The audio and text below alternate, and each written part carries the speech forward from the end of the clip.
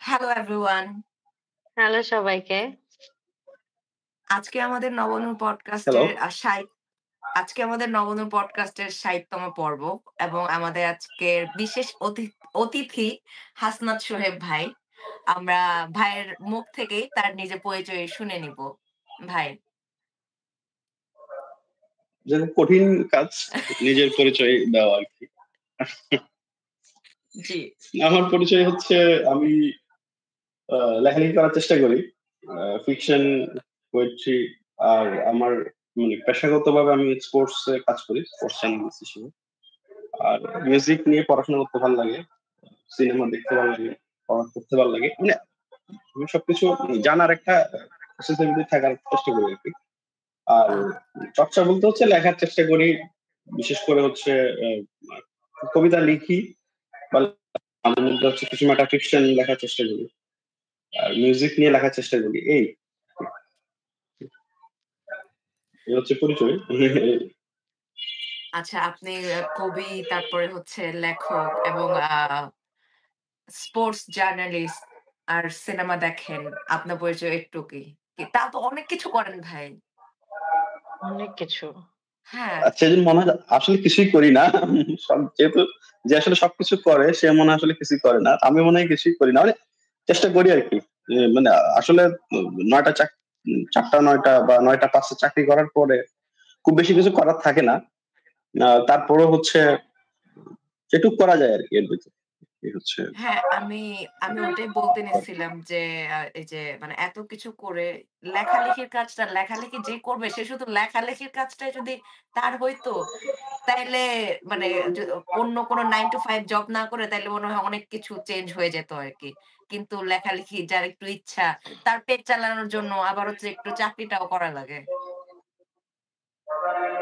হ্যাঁ, এটা আসলে একটা আ হার্শ রিয়ালিটি আরকি। কিছু করার নাই আসলে। আমাদের এখানে আমরা এখন মনে হয় আমি জানি না বাইরে কেমন ব্যাপারটা। আমাদের এখানে আসলে আপনার যে লেখালেখি করে আসলে আপনি সার্ভাইভ করতে পারবেন, সেই লেখালেখি আমি করতে পারব না। আবার আমি যেটা লিখি সেটা করে আসলে হচ্ছে ফিন্যান্সিয়াল আসলে সার্ভাইভ ওটা ওরা করা ছাপাবে না। টাফ আরকি। হ্যাঁ, এটা আসলে এক ধরনের হচ্ছে প্যারাডক্স এর মতো আরকি। যে আসলে আমি হয়তো ওই লেখাটা যদি লিখতে পারতাম, যেটা হুম। লিখলে হয়তো আমার চাকরি করতে হইতো না। সেই লেখাটা আমি লিখতে পারব না। আমাদের এখানকার সোশ্যাল এবং হচ্ছে সব পার্সপেক্টিভ আরকি। আবার আমি যেটা লিখি সেটা দিয়ে আসলে যে আমি অনেক বড় একটা অডিয়েন্স করতে পারবো। বা পাঠককে হচ্ছে আমি আমার বইয়ের লেখার দিকে আনতে পারবো, এটাও আসলে কঠিন। তো এটা হুম, আসলে মেনে নিয়েই করতে হয় আরকি হয়তো। মানে ওই জায়গাটাতে যেখানে হচ্ছে আমি কম্প্রোমাইজ করার জায়গা ওইটা হয়তো আমি পারব না। কারণ আমি লিখতে যেহেতু আসছি, তো আমি অনেক কিছু করতে পারতাম। লেখালেখি হচ্ছে সবচেয়ে নন গ্ল্যামারাস কাজ। আপনার আর্ট হুম। বা আর্টের যে হচ্ছে নানা ধরনের ইয়াগুলো আছে, জনরা গুলো আছে, ওগুলোর মধ্যে হচ্ছে লেখালেখি হচ্ছে সবচেয়ে কম গ্ল্যামারাস। এখানে হুম। খুব কম মানুষই হচ্ছে এখান থেকে ফিনান্সিয়ালি খুব করতে পারে। এটার জন্য হয়তো দেখা যাচ্ছে হয়তো ১ লাখের মধ্যে হয়তো একজন পারে। ওয়ার্লড হুম, ওয়াইড আমি যেটা বলছি, পুরা দুনিয়ার হুম, মধ্যে আরকি। তো হুম, সেই ক্ষেত্রে হচ্ছে আমার জায়গা থেকে আমি যে ধরনের লেখালেখি করি সেটা দিয়ে আরো কঠিন। হুম। এটাই হচ্ছে আসলে সমস্যা। আচ্ছা। হাই সবাইকে। হাই সবাইকে দেখে ভালো লাগছে। শো Shoaib rocks Shoaib rocks always always. And mercy take love. ও থ্যাংক ইউ এত সুন্দর একটা কমেন্ট করার জন্য। ভাইয়ের পরিচিত একজন কমেন্ট করেছেন। আমার বন্ধু। আচ্ছা, আচ্ছা, তাকে ধন্যবাদ আমার পক্ষ থেকেও। আচ্ছা। হ্যাঁ, ভাইয়ের হচ্ছে জন্ম কোথায় হয়েছে? জন্ম, বড় হওয়া? আমার আমার কথা শুনে এখনো বোঝা যায়নি আমি আমার জন্ম কোথায়। হ্যাঁ, আমি বুঝতে আমার কথা পেরেছি। শুনেই তাও জিজ্ঞেস করছি। আমার বাড়ি হচ্ছে চিটাগং। আ তো আমার উচ্চারণ, ভঙ্গি এবং কথা বলার মধ্যেই সেটা মানুষ খুব সহজেই ধরতে পারে আরকি। তো আমি আমি যদি বড় হইছি, আমার বাড়ি হচ্ছে আনোয়ারা, পতেঙ্গায়। পতেঙ্গা হচ্ছে আমি বড় হইছি। আমার পড়াশোনা হচ্ছে সেই ইউনিভার্সিটিতে, ফিলোসফিতে। আর এই আরকি। আচ্ছা। আর এখন ঢাকায় থাকি আমি। ২০১৫ সাল থেকে আমি হচ্ছে ঢাকায় সেটেল। আচ্ছা, তখন ঢাকায় কি চাকরি করি। চাকরির জন্য আসা? নাকি ঢাকায় হচ্ছে এমনিতেই লেখালেখির জন্য আসা? না, চাকরির জন্যই আসা। লেখালেখির জন্য আচ্ছা। ঢাকায় আসি না, আসতেই চাকরি পারে করতে অনেকে আসা। লেখালেখির জন্য ঢাকায়। আমার জন্য আমি আমি হলে আসতাম না আরকি। না, আমার যদি সুযোগ থাকতো যে আমি চিটাগং চাকরি করে আমি যদি ওখানে থাকতে পারতাম, মানে চাকরির জন্য যদি আসতে না হইতো তাহলে আমি হয়তো চিটাগং এই থাকতাম। মানে লেখালেখির আচ্ছা, জন্য ঢাকায় আসতাম না।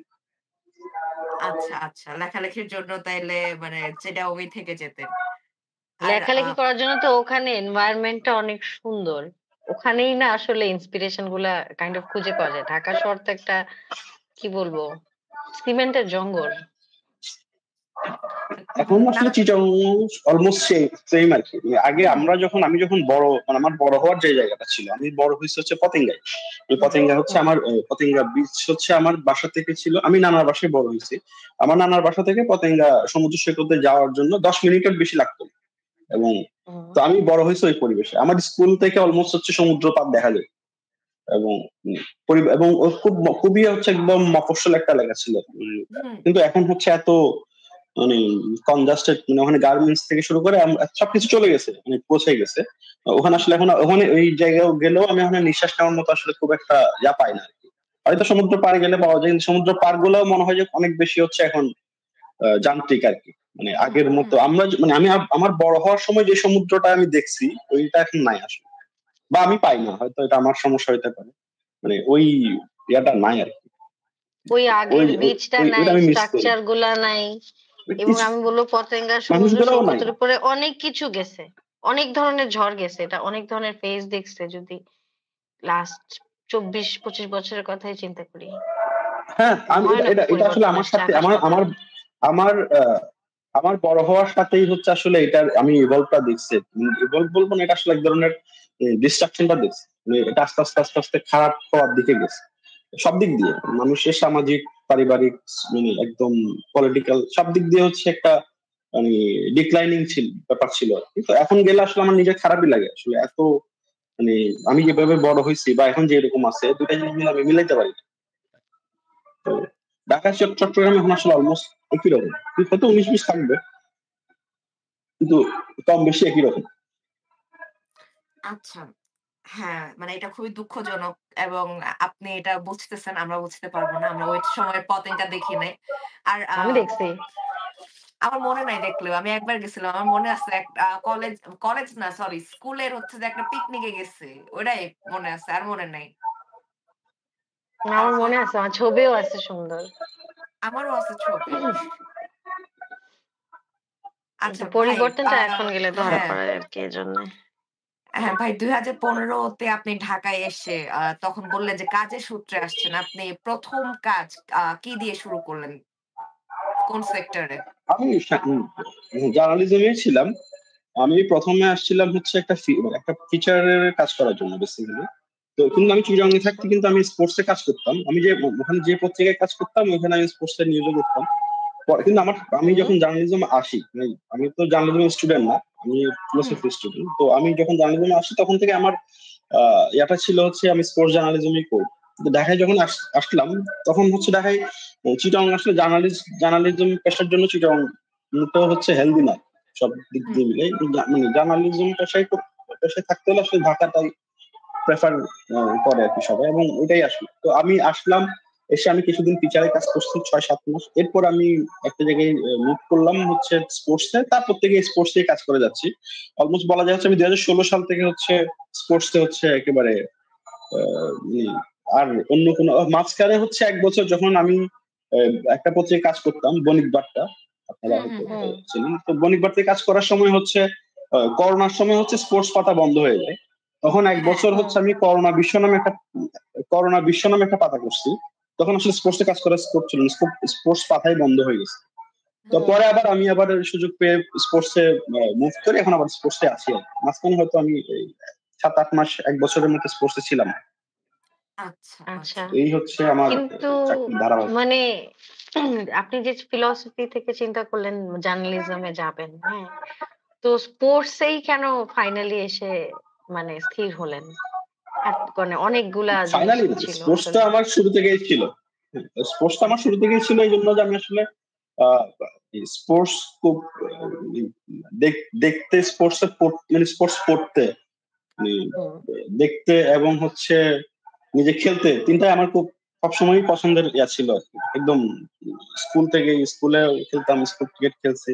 এরপরে হচ্ছে তারপর আস্তে আস্তে আসলে খেলা দেখাটা এবং হচ্ছে খেলাটাকে আসলে মানে বুঝতে পারলাম যে খেলাটাকে আসলে শুধু খেলার বাইরে গিয়ে দেখা, মানে আপনার টেকনিক্যালি দেখা। বিশেষ করে ফুটবল নিয়ে আমার হুম, বেশি ইউরোপিয়ান ফুটবল নিয়ে।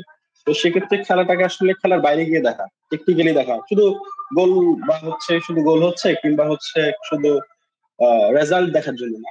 একটা খেলাকে হচ্ছে আসলে হুম, তার ফিলোসফিটা বোঝার চেষ্টা করা, কোচদের ফিলোসফি গুলা বোঝার চেষ্টা করা।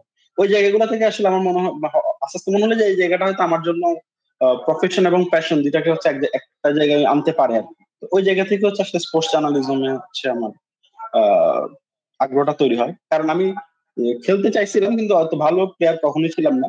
তো মনে হলো যে এটা এটা বলে না, দোদের সাথে ধুলে মেটানোর মতো হচ্ছে স্পোর্টসে খেলতে না পারার এটা হচ্ছে স্পোর্টস জার্নালিজম করে হচ্ছে পোষানোর চেষ্টা করা আর কি। ওই আচ্ছা, এই জন্য স্পোর্টসে আছি। দেখি যতদিন থাকা যায় আর কি কাজ করে। আচ্ছা, আচ্ছা, আচ্ছা। আচ্ছা, আপনার হচ্ছে যেহেতু স্পোর্টস নিয়ে কথা বলছি, আপনার প্রিয় ফুটবল টিম কোনটা? মানে বোথ ক্লাব অ্যান্ড হচ্ছে ইন্টারন্যাশনাল? ক্লাব হচ্ছে লিভারপুল, আর আচ্ছা, ইন্টারন্যাশনাল হচ্ছে একসময় ব্রাজিল সাপোর্ট করতাম। কিন্তু এখন মনে হয় ইন্টারন্যাশনাল ফুটবলটা আমি অতটা ফিল করি না পার্সোনালি। আচ্ছা, মানে আচ্ছা। কাজের জন্য করি, ভালো লাগে, কিন্তু হয়তো টিম হিসেবে সাপোর্টিং সত্তাটা আসলে ওই কাজ করতে গেলে যেটা হয় কি আপনার সাপোর্টারের যে হচ্ছে একটা মানে সত্তাটা এটা আসলে আস্তে আস্তে কমতে থাকে। মানে খেলাটাকে আসলে এত বেশি হচ্ছে নিউট্রালি দেখতে হয়, তখন আসলে ওইটা থাকে না। তারপর আমি লিভারপুলের জন্য হয়তো এখনো পর্যন্ত যেই লিভারপুলের ম্যাচে আমি যে এক্সাইটমেন্টটা ফিল করি, হুম, ব্রাজিল সাপোর্ট করলেও ব্রাজিলের ম্যাচে হয়তো এটা অবশ্যই এই জন্য হয়তো ব্রাজিল খুব বাজে খেলতেছে গত মানে অনেক বছর ধরে, হুম। সেটাও একটা কারণ হতে পারে। আর এর বাইরে হচ্ছে ইতালি আমার খুব পছন্দের টিম আর কি। আচ্ছা, আচ্ছা। আর আপনি হচ্ছে এই যে যখন আপনি ঢাকায় মুভ করলেন, আপনি স্পেসিফিক্যালি হচ্ছে জার্নালিজমের পথে যখন হাঁটতে চলেছেন, তখন আপনার বাসার মানে একে তো ফিলোসফিতে পড়ছেন। আর হচ্ছে যে তারপরে হচ্ছে আপনি আবার জার্নালিজমে চলে আসছেন। তো বাসার আপনার ইয়েটা কেমন ছিল? পরিবেশটা? যে ছেলে এগুলো করছে। এগুলো তো আসলে কখনো আমাদের মিডল ক্লাস ফ্যামিলিতে তো এগুলোকে কখনোই ওয়েলকাম করা হয় না। তো হুম, আমার ফ্যামিলিও কখনো এগুলো ওয়েলকাম করে নাই। আহ বিশেষ করে আমি তো আসলে প্রথম দিকে হচ্ছে মানে আমি একটু বলে রাখি আমার আসলে আহ, আমি অনেক কিছু হইতে চাইছি। আমি যেটা বললাম, আপনি শুরুতে যেটা বললাম যে আমি অনেক কিছু করি, আসলে আমি হইতেও চাইছি অনেক কিছু, শেষ পর্যন্ত আসলে কিছুই হইতে পারি নাই। সেটা একটা অন্য ডিফারেন্ট স্টোরি। তো হুম, যেমন হচ্ছে আমি মিউজিক করতাম লম্বা সময়, হচ্ছে আমি আহ, আমার একটা গানের দল ছিল, ওইখানে আমি হচ্ছে বেস গিটার বাজাইতাম। ওইটা হুম, হচ্ছে অলমোস্ট 2005 সাল থেকে হচ্ছে কম বেশি শুরু হওয়ার পর 2007-08 থেকে হচ্ছে আমি খুব সিরিয়াসলি 2011-12 সাল পর্যন্ত হচ্ছে খুব মানে মন প্রাণ দিয়ে হচ্ছে মিউজিক করার যেটা বোঝায় আর কি। তো ওইরকম ছিলাম, আমরা পারফর্ম করছি আমাদের ব্যান্ডে আসলে। তো আমার একটা জিনিস হচ্ছে আমার ওই স্কুল থেকে হচ্ছে পড়ার একটা অভ্যাস ছিল, আমার দাদার কিছু বই ছিল, ওই বইগুলা দিয়েই হচ্ছে আমি আমার পড়ার শোনাটা শুরু হয় আর কি। পড়া মানে ইয়ার পড়া মানে একাডেমিক পড়ার বাইরে। তো হুম, হুম, হুম, একটা সময় পর্যন্ত ওই পড়া আর হচ্ছে মিউজিকটাই ছিল। পরে যখন আমার মিউজিকটা হচ্ছে না বা হইলো না নানা কারণে, তখন হচ্ছে আমি আসলে মিউজিক মানে মনে হইলো যে কিছু একটা করতে হবে, মানে আর্ট রিলেটেড কিছু একটা করতে হবে, মানে সার্ভাইভাল যেটাকে হুম, বলে, মানে সার্ভাইভাল মানে আমার নিজের এক্সিস্টেন্সের যে ব্যাপারটা, হুম, সোশ্যাল বা হচ্ছে ইয়া না, মানে পলিটিক্যাল না, নিজের। ওই জায়গা থেকে হচ্ছে আমি যখন মিউজিকটা আমার হলো না, তখন হচ্ছে আমি আসলে লিডার ম্যাক করা শুরু করি। তো যখন আমি ইউনিভার্সিটিতে একদম লাস্টের দিকে পড়ি বা অনার্স ফাইনাল ইয়ার হবে, তখন হচ্ছে আমি লিটল ম্যাক করা শুরু করলাম। তখন লিটল ম্যাক করতে গিয়ে মনে হইলো যে হচ্ছে পড়ার অভ্যাসটা তো ছিলই, আমার মনে হলো যে নিজেও লেখা শুরু করতে পারি। তারপর হুম, আমি হুম, নিজে হুম। লেখা শুরু করলাম। তো এই ভাবে হচ্ছে আমার আসলে আহ, ধাপে ধাপে হচ্ছে জিনিসগুলা, আমি প্রশ্নটা ভুলে গেছি কি কোশ্চেন, আমি অন্য জায়গায় চলে গেছি। না, অসুবিধা না। আপনি যান। না, আপনি আপনি যান। গল্প বলেন। কোনো সমস্যা বলেন। নাই। তো তো ওই ওই জায়গাটা হচ্ছে আসলে মিউজিক থেকে আসলে মিউজিশিয়ান হইতে না পারার যে হচ্ছে মানে আসলে কি বলবো, যন্ত্রণা বলতে পারেন, বা হচ্ছে ওই আক্ষেপ হুম, থেকে হচ্ছে আবার হুম, মনে হলো যে একটু লিখি। এবং এটাকে অন্যভাবে কোনোভাবে করা যায় কিনা। কোনো না কোনোভাবে হচ্ছে কোনো একটা ফর্ম হচ্ছে আর্টের সাথে বা লিটারেচারের সাথে, তখন মনে হলো যে আমি লিখতে পারি, চেষ্টা করি। হুম, আমি কিন্তু অনেক মানে লেখালেখিতে আসছি। আমি অনেকে আছে না যে স্কুলে লেখালেখি করে, স্কুল ম্যাগাজিনে লিখে হুম। বা হচ্ছে কলেজের ম্যাগাজিনে লিখে। হ্যাঁ, আমার হ্যাঁ। কিন্তু এটা না। আমি কিন্তু লেখালেখিতে আসছি হচ্ছে মনে হয় খুব ম্যাচিউর অবস্থায় লেখালেখি করতে আসছি। মানে আমাকে আলাদা করে হচ্ছে করতে হয় না। তো ওই পড়ার অভ্যাসটাই হয়তো আমাকে এখানে নিয়ে আসছে যে আসলে কিছু একটা করতে হবে। সেটা আমি জানি না হ্যাঁ, কি জিনিসটা। আমি হয়তো এখনো ওইটাই খুঁজতেছি যে কিছু একটা করার জন্যই লিখি আরকি। নিজেকে আসলে আচ্ছা। টিকিয়ে রাখার জন্য।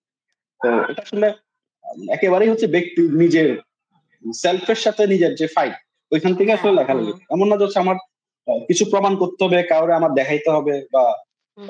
আমি খুব বড় লেখক হইতে চাই বা খুব ফেমাস হইতে চাই, এরকম কিছু না। আমার মনে হয় যে আমার নিজেকে আ মানে নিজের এক্সিস্টেন্সটাকে হচ্ছে কোনো না কোনোভাবে মিনিংফুল করার জন্য আসলে আমি লেখার চেষ্টা করি আরকি। যে লিখতে আসি। এই হচ্ছে উম আমি একটু প্রশ্ন করি। ব্যাপার আপনি আরকি। ইয়েস। যখন ব্যান্ড করতেন বললেন, তখন বেসিস্ট ছিলেন। কিন্তু তখন কি গান লেখা হইছে? হুম, হুম। তখন কি নিজেদের জন্য না গান আমি গান লিখতেন আপনি? লিখি নাই কখনো। না, আমার গানে আমাদের নিজেদের গান ছিল কিন্তু কোনো গানই আমি লিখি নাই। মানে আমি তখন লেখালেখির মধ্যে ছিলামই না যখন মিউজিক করতাম। বই পড়তাম, খুব বই পড়ার একটা হচ্ছে খুব বাজে অভ্যাস ছিল। রাত জেগে হচ্ছে এমন হয়তো হচ্ছে তখন আ লাইট জ্বালানো ছিল না। ছোট বয়সে থাকতাম। তখন হচ্ছে আমি হচ্ছে ফোনের লাইট দিয়ে হচ্ছে পড়তাম রাতের বেলা। আমি অনেক রাত পর্যন্ত পড়তাম। তো আমি পতেঙ্গা থেকে হচ্ছে আমি চিটাগং ইউনিভার্সিটি যাইতাম হচ্ছে শাটল ট্রেনে। মানে অলমোস্ট এটা হুম, প্রায় ২ ঘন্টার জার্নি যাওয়া। আচ্ছা, হুম। মানে ১ম হচ্ছে আমাকে পতেঙ্গা থেকে হচ্ছে ১৬ শহর যাইতে হইতো। ওইখান থেকে হচ্ছে ১৬ শাটল শহর ট্রেনে করে থেকে। হচ্ছে ক্যাম্পাসে যেতে হতো। হুম, ৪৫ মিনিট। ওই পুরো টাইমটাই হচ্ছে আমার পড়া, হয় আমি ঘুমাইতাম নাইলে পড়তাম। মানে আচ্ছা, গাড়ির মধ্যে, ট্রেনের মধ্যে। কারণ হচ্ছে আসলে ওই ওই জায়গাগুলোতে আমার প্রচুর পড়া হইছে। মানে আমি আমার অদ্ভুত যেটা আমি খুব আছে সেটা হচ্ছে আমি আশপাশের নয়েজ কে খুব করে দিতে পারি। মানে সরাই দিয়ে পড়তে মানে কাজটা করতে পারি আরকি। মানে আমার আচ্ছা, আশপাশে অনেক কিছুই ঘটতে পারে। কিন্তু আমি যখন বই নিয়ে পড়বো বা আমি কিছু একটা করবো, সেটা আমি করতে পারি। আচ্ছা। যে আমি এখানে একটা ছোট একটা বলে রাখি, যদি হ্যাঁ, হ্যাঁ, হ্যাঁ, বলতেছি। সেটা হচ্ছে আমার আমার খুব পপুলার একটা কবিতা। মানে এটা কোন কারণে অনেক মানুষ পছন্দ করছে। হ্যাঁ। তো ওই কবিতাটা আমি লিখছি হচ্ছে একটা হোটেলে ভাত খাইতে গিয়ে। তো মানে আচ্ছা। খাচ্ছিলাম, আমার হঠাৎ মাথায় আসছে। আমি খাওয়াটা স্টপ করে ফোনে, তখন হচ্ছে বাটন ফোন ছিল। ওটার হুম, হুম। টেক্সট বুক ইয়াতে গিয়ে আমি ওটা লিখে ফেলছি। তো ওই লেখাটা দেখে সবাই অনেক খুব পছন্দ করছে। কিন্তু লেখাটা আসলে লেখার জন্য যেরকম হচ্ছে আমাদের নানা ধরনের হচ্ছে কাব্যিক পরিবেশ হ্যান-ত্যান অনেক কথাবার্তা আছে না? ঐরকম না। মানে আমার সবকিছুই হচ্ছে হুম। মানে অনেকটা এরকম আরকি। রাস্তাঘাটে হয়ে যায়। আচ্ছা আ ওই কি জানি বলে যে ওই লোকজন যে কবিতাটা পছন্দ করছে ওইটা কোন কবিতা ভাই? কবিতার নামটা কি? এটা হচ্ছে আমার ১ম বইয়ের হচ্ছে মানে কবিতার নামটা হচ্ছে 'ক্ষত'। 'ক্ষত ৩' মানে 'ক্ষত' সিরিজের কিছু কবিতার মধ্যে হচ্ছে ৩ নাম্বার। ওইটা হচ্ছে চ্যাপলিন আর জীবনানন্দকে নিয়ে হচ্ছে একটা কবিতা। আচ্ছা। আর আপনার এখন পর্যন্ত কয়টা কবিতার বই আসছে? আমার কবিতা এবং হচ্ছে ফিকশন মিলাই হচ্ছে এখন পর্যন্ত আমার প্রায় ১০ টা বই হচ্ছে পাবলিশ হইছে। অনেক বেশি বলতে ওয়াও! আমার নিজেরই হচ্ছে খুব আ আমার মনে হয় একটু প্রয়োজনের চেয়ে বেশি বই পাবলিশ হইছে। আচ্ছা, দরকার ছিল না আরকি। আচ্ছা, আচ্ছা। তাইলে আপনি তাইলে আরো ভবিষ্যতে দরকার না থেকে আরো ১০ টা বের করে ফেলেন। দরকার নাই কিন্তু বের করলে তো অসুবিধা না নাই। আমি আমি আমি আমি আমি আমার মনে হচ্ছে আমি এখন একটু মানে বই করার ধারা থেকে একটু সরার চিন্তা করতেছি। হ্যাঁ, আপনি কি আমি একটু বড় সাংসারিক কাজ করার প্ল্যান, আমার বই সাংসারিক আমি হচ্ছে যে ওইদিকে চলে যাচ্ছেন এখন যে সংসারের প্রতি না, ঐরকম নাকি ঐরকম রিসার্চ না। বেসড এই লেখার সংসারের প্রতি আগ্রহী এখন? হ্যাঁ, আমি ওই জায়গায় আসতেছিলাম। মানে আমি আসলে আমার সবগুলা বই কিন্তু দেখবেন হচ্ছে বই বেশি কিন্তু বই কিন্তু কলেবর কিন্তু খুব ছোট। মানে ২ ফরমা, হুম, ৩ ফরমা, ৪ ফরমা এরকম বই। ১ ফরমার বইও আছে ২ টা। তো হ্যাঁ, আমার এখন প্ল্যানটা হচ্ছে আমি একটু বড় কাজ করি। আমি হয়তো আচ্ছা। আমি মিউজিক নিয়ে একটা বড় কাজ করার প্ল্যান আছে আমার। আমার হচ্ছে আপনার ওই মানে একটা বড় ফিকশন লেখার প্ল্যান আছে। হুম, বড় কলেবর ওয়াও! মানে একটু বড় ক্যানভাসে লেখা। কারণ ছোট কাজ তো করছি। এখন মনে হচ্ছে আসলে যখন ছোট কাজ করতেছিলাম তখন মনে হলো যে আসলে মনে হচ্ছিল বড় কাজের আসলে প্রয়োজন নাই। কারণ মানুষ আসলে এত ফাস্ট, মানুষের লাইফ। মানে আমরা দেখতাম দস্তোয়েভস্কি বা হচ্ছে তলস্তয়রা হচ্ছে হাজার দিয়ে, তখন মানুষ আসলে কিছু করার ছিল না। শীত অনেক বরফ পড়লে মানুষ ৬ মাস বাসায় থাকতো। ৬ মাস হচ্ছে ও বসে লিখতো। বাকি ৬ মাস জি হচ্ছে ওই ভাই। ওই লোক যে পাঠক সে পড়তো। তো এখন তো মানুষের ওই সময় নেই। আমি ট্রেনে যাচ্ছেন বা বাসে যাচ্ছেন, একটা বই পড়লাম, ওই সময়ের ভিতরে আসলে আমার তখন জিনিসটা কাজ করতেই হবে যে হচ্ছে অল্প মানুষের আসলে সময় তো আসলে অত বেশি নাই। কারণ হুম, আমরা আসলে হুম। এত বেশি যান্ত্রিক। তো এখন আসলে আপনি 500 পৃষ্ঠার একটা উপন্যাস পড়ার আগে মানুষকে অনেকদিন ধরে প্রিপারেশন নিতে হয়। মানে আমি পার্সোনালি যে পড়ার অভ্যাস আমার থাকার পরেও আমার অনেক একটা বড় বই শুরু করার আগে ভাবতে হয় যে আমি এটা শেষ শুরু করব। সামনে আমার আসলে কি ধরনের বড় প্যারা আছে, বড় কোনো টুর্নামেন্ট হুম, আছে কিনা, তাইলে তো এটা ধরা যাবে না। আমি ছোট বই পড়ি, একটু ফ্রি হয়ে যখন অনেক ফ্রি টাইম থাকবে তখন আমি বড় বইটা ধরবো। তার মানে একজন যে এমনি যে হচ্ছে ধরেন যে এমনি পাঠক, হুম, হুম। তার হুম। জন্য তো আসলে বড় বই পড়াটা আসলে একটা বিষয়। কিন্তু এখন মনে হচ্ছে আসলে কিছু কিছু জিনিস আসলে বড় ক্যানভাসে পসিবল, যেটা আসলে ছোট ক্যানভাসে পসিবল না। তো আচ্ছা। আমি যে জিনিসটা এখন লিখতে যাচ্ছি সেটা হয়তো আমি অত ছোট কলমে পারবো না। তখন আমাকে বড় ক্যানভাসেই লিখতে হবে। আলটিমেটলি হয়তো কম মানুষ পড়বে বা কম মানুষের কাছে যাবে, সেটা হুম, ব্যাপার না। ব্যাপারটা হচ্ছে আসলে আমি ওই জিনিসটা যে লিখতে আপনি যাচ্ছি লিখে সেটা আসলে রিলিজ করতে কি পারছেন ডিমান্ড করে। কিনা। হ্যাঁ, মানে ওইটার আসলে টেক্সটের ডিমান্ডের উপরে আসলে আমার লেখার কলেবরটা ইয়া করবে, এটা নির্ভর করবে আর কি। এটা আসলে আমি নিজেই আহ, বললাম যে আমি বড় লিখবো, বা তখন দেখা গেল আমি লিখতে গিয়ে দেখা গেল আসলে এটা আসলে বড় করা পসিবল, তখন আসলে আমাকে অন্যভাবে চিন্তা করতে হয়। মানে এটা আমি ফেস করছি। আমি একটা বই লেখার সময় ভাবছিলাম বড় ফিকশন লিখবো, কিন্তু একটা পর্যায়ে মনে হলো এটা আসলে আর বড় করলে আসলে এটা ক্লামজিনেস তৈরি করবে এবং হচ্ছে মানুষ বোর হবে। তখন আমি আসলে ছেড়ে দিই যে এটা আসলে আর দরকার নেই। কিন্তু এরপরের কাজটা আসলে মনে হয় আমাকে বড় দিকে যাইতে হবে। আচ্ছা। তখনও তো আর হ্যাঁ। আর ওই যে 10টা বই করা আর এটা হয়তো হবে না, বা ওটা অন্যভাবে হ্যাঁ, ইয়া করবে ১০ টা বইয়ের জায়গায় আপনি একটা বই করলেন। মানে কিন্তু আপনারও যে লেখকের যে একটা স্যাটিসফ্যাকশন আছে, যে স্যাটিসফাইড হওয়া, এক্সাক্টলি। নিজে লেখে যে আমি লেখে আমি খুশি এটাতে। মানে মানুষজন খুশি হইলো কি হইলো না, ওটা তো ম্যাটার করে না। লেখকরা তো মেইনলি লেখে নিজের জন্যেই। হ্যাঁ, শিল্পী শিল্প তৈরি করে আগে পাঁচটা নিজের আসলে জন্য। নিজের স্যাটিসফ্যাকশনটা হয়তো নিজের প্রথমত হচ্ছে আসলে আমি নিজে যেটা লিখতে চাচ্ছি, যেটা আসলে আমি প্রকাশ করতে চাচ্ছি, এক্সপ্রেস করতে চাচ্ছি, সেটাই তো আসলে প্রথমে লেখার কথা। এখন সেটার সাথে যদি মানুষ কানেক্ট করতে পারে, অনেক মানুষ যখন পড়ে তখন ভালো লাগে। মানে এটা অবশ্যই আমি এমন না যে হচ্ছে খুব পিরালিয়া টাইপের কোনো মানুষ যে আমার কোনো কিছুই ভালো লাগে না, এরকম না। মানুষ যখন বলে ভালো লাগতেছে বা মানুষ যখন কানেক্ট করতে পারে তখন আমারও ভালো লাগে। কিন্তু আলটিমেটলি প্রথমত আসলে নিজে ভালো লাগাটা আসলে ব্যাপার। হয়তো আমার ভালো হ্যাঁ, লাগলে দেখা যাচ্ছে যেটা আমি ওইটুক ডেডিকেশন দিয়ে করতে পারি ওইটা মানুষেরও ভালো লাগে, আমার কোনো না কোনো পর্যায়ে ভালো লাগে। হয়তো একটা হুম, টেক্সট এখন হয়তো মানুষ আহ, বুঝতে পারতেছে না, হয়তো 5 বছর পর 10 বছর পর করতেও পারে, নাও করতে পারে। আহ, আচ্ছা, হুম। আহ, সেটার সাথে আসলে লেখার কোনো সম্পর্ক নেই। আচ্ছা। হ্যাঁ, আমরা আচ্ছা, একটু আমি একটু বলবো, সেটা হ্যাঁ, হচ্ছে প্লিজ। ভাইয়া হচ্ছে অনেকক্ষণ ধরে বলতেছে যে যাতায়াতের পথে সে পড়তে পারে। এটা নিয়ে আমি অনেক জেলাস। কারণ আমি মোশনের মধ্যে থাকলে পড়তে পারি না। এটা আমার একটা স্যাডনেস। তো আমি মনে করব উনি অনেক লাকি। আর আপনি যে আরেকটা জিনিস বলছিলেন যে ফিকশন লেখার প্রতি এখন একটা চিন্তা হচ্ছে একটু বড় কিছু লেখা। আপনি তো মুভিও অনেক দেখতে ভালোবাসেন বললেন। আপনি কি মানে স্ক্রিন প্লে লেখার চেষ্টা বা মুভির জন্য স্ক্রিপ্ট লেখার চেষ্টা চিন্তা করছেন কখনো? হ্যাঁ, চিন্তা করছি বলতে গেলে আমি হচ্ছে ঢাকায় আসার পরে যখন হচ্ছে একদম হুম, শুরুর দিকে, তখন আসলে টাকা পয়সা খুব টানাটানি ছিল। তো আচ্ছা। টাকা আসলে মানে খুব অল্প বেতন চাকরি করতাম। তখন হুম, আসলে আমি কিছু টিভি সিরিয়াল এর হচ্ছে স্ক্রিপ্ট লিখছি। কিছু হচ্ছে যেটা কি বলে ড্রামা, নাটকের হচ্ছে স্ক্রিপ্ট লিখছিলাম।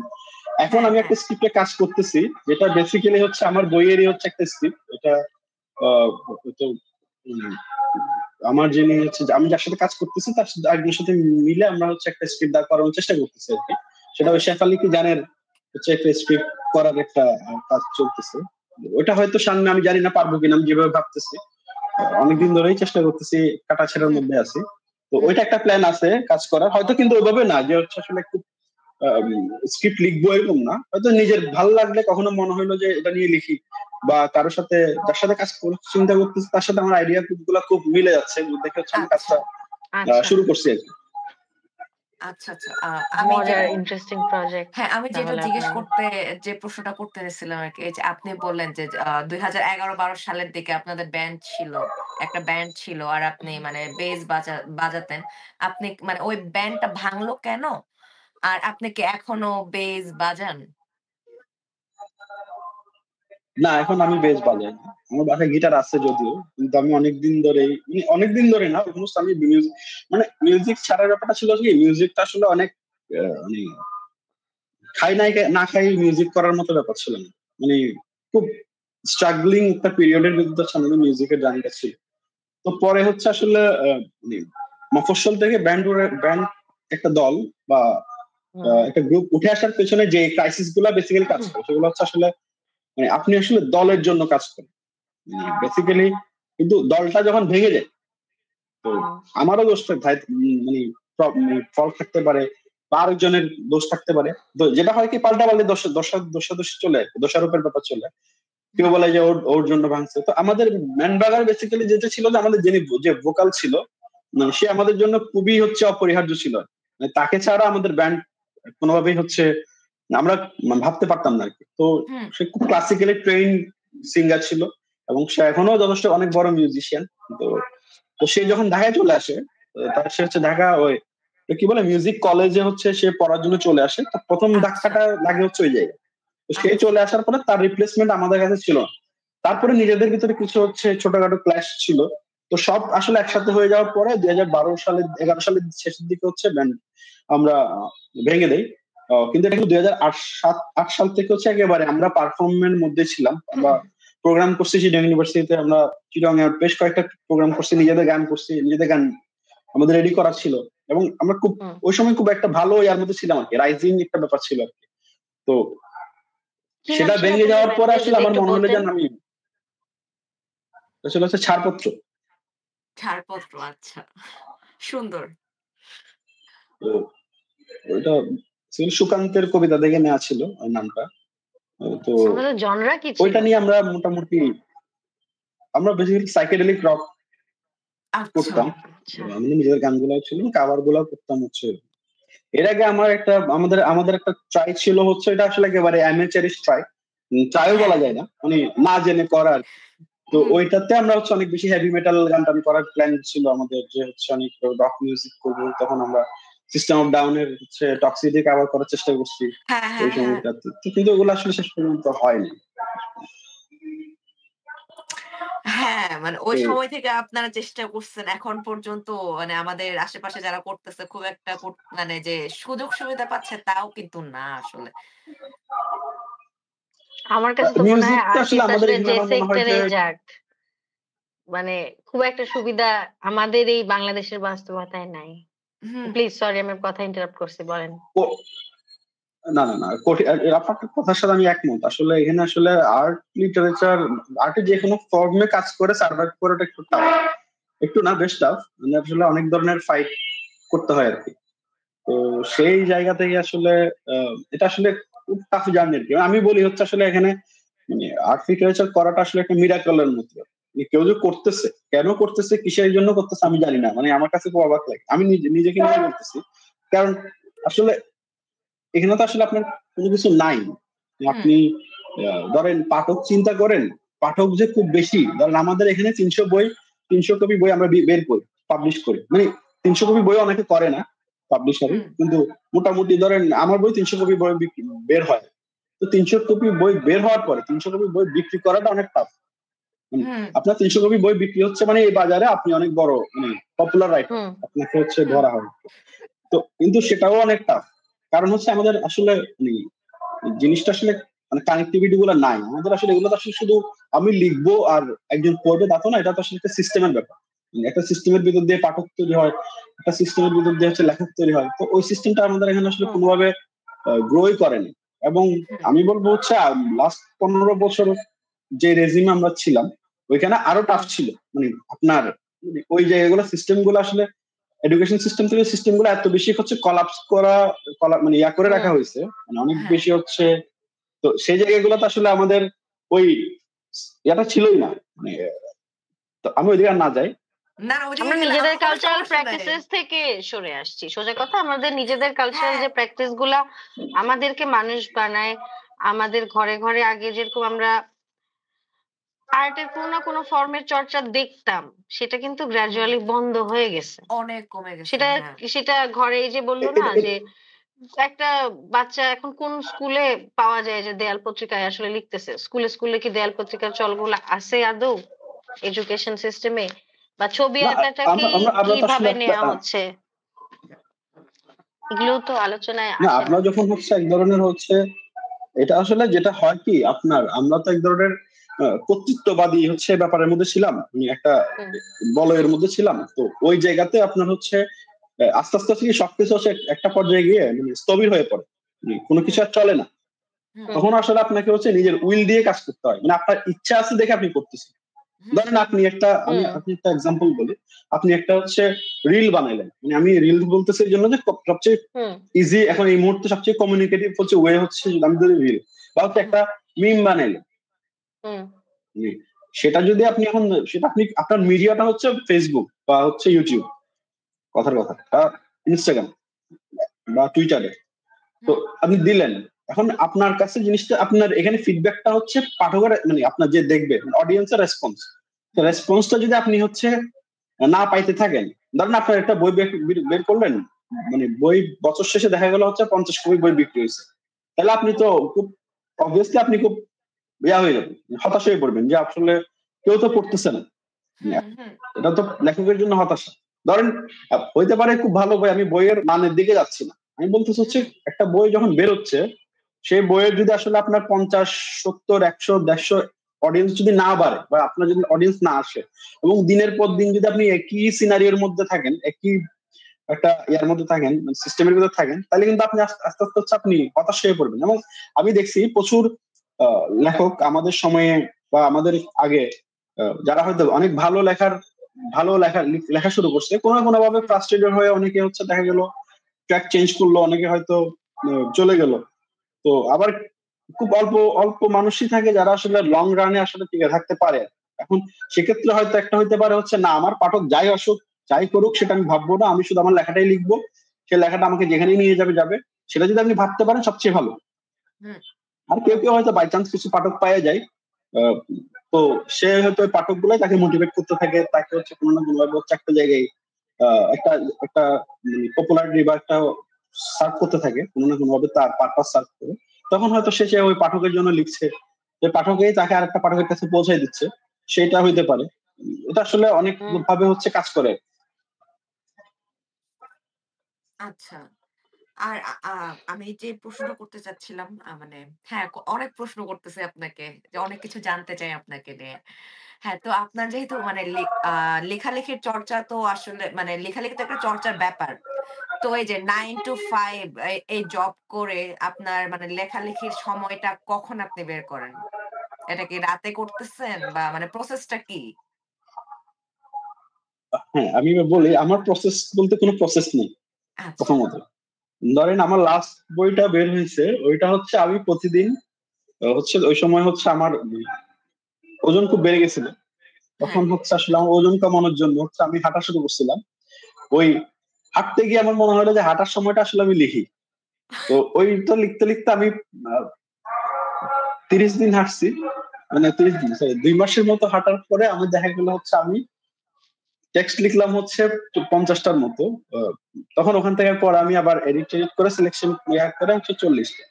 কিন্তু এখন সমস্যাটা হচ্ছে আমার, ধরেন আপনি ছোট কবিতা, আমি তো আপনাকে বললাম আমার কবিতা আমি যে কোনো জায়গায় লিখতে পারি, এটা আসলে আমার একটা মানে ভালো বা খারাপ গুণ বা দোষ হিসেবে দেখতে পারেন, যে হ্যাঁ, আমি এটা হ্যাঁ। পারি, যে হচ্ছে আমি আহ, লেখাটা এভাবে হয়ে যায়। আর হুম, এমনও হইলে হচ্ছে আমি খুব আহ, বসে আছি সকালবেলা কোনো কাজ নাই, তখন মনে হলো যে লেখা শুরু করি কিছু একটা। আর আমার আমার লেখার মধ্যে একটা ব্যাপার হচ্ছে কি, আমি তো আসলে তো মানে মাথার উপর দিয়ে যাই টাইপের লেখালেখি, তো তো আমি তো যা কিছু তাই লিখতে পারি। এবং আমার মধ্যে সবসময় এটা কাজ করে যে হচ্ছে আমি বাচ্চাদের মতো করে আমার মনে হয় যে ভাবার চেষ্টা করি। একটা বাচ্চা আচ্ছা। হচ্ছে, আমার মনে আছে আমি যখন হচ্ছে জাহাঙ্গীরনগর ইউনিভার্সিটিতে আমি একবারই গেছি। তো এবার হচ্ছে আমি হুম, ওইখানে হচ্ছে শীতকাল ছিল। তো হুম, হুম, উইন্টারের ওই সময় হচ্ছে পাখি দেখতেছিলাম, ওই সময় তো প্রচুর অতিথি হুম, পাখি টাখি আসে। তো একটা পাখি হচ্ছে উড়ে গেছে, তো আমি হচ্ছে ওই একটা লেকের পাশে ছিলাম।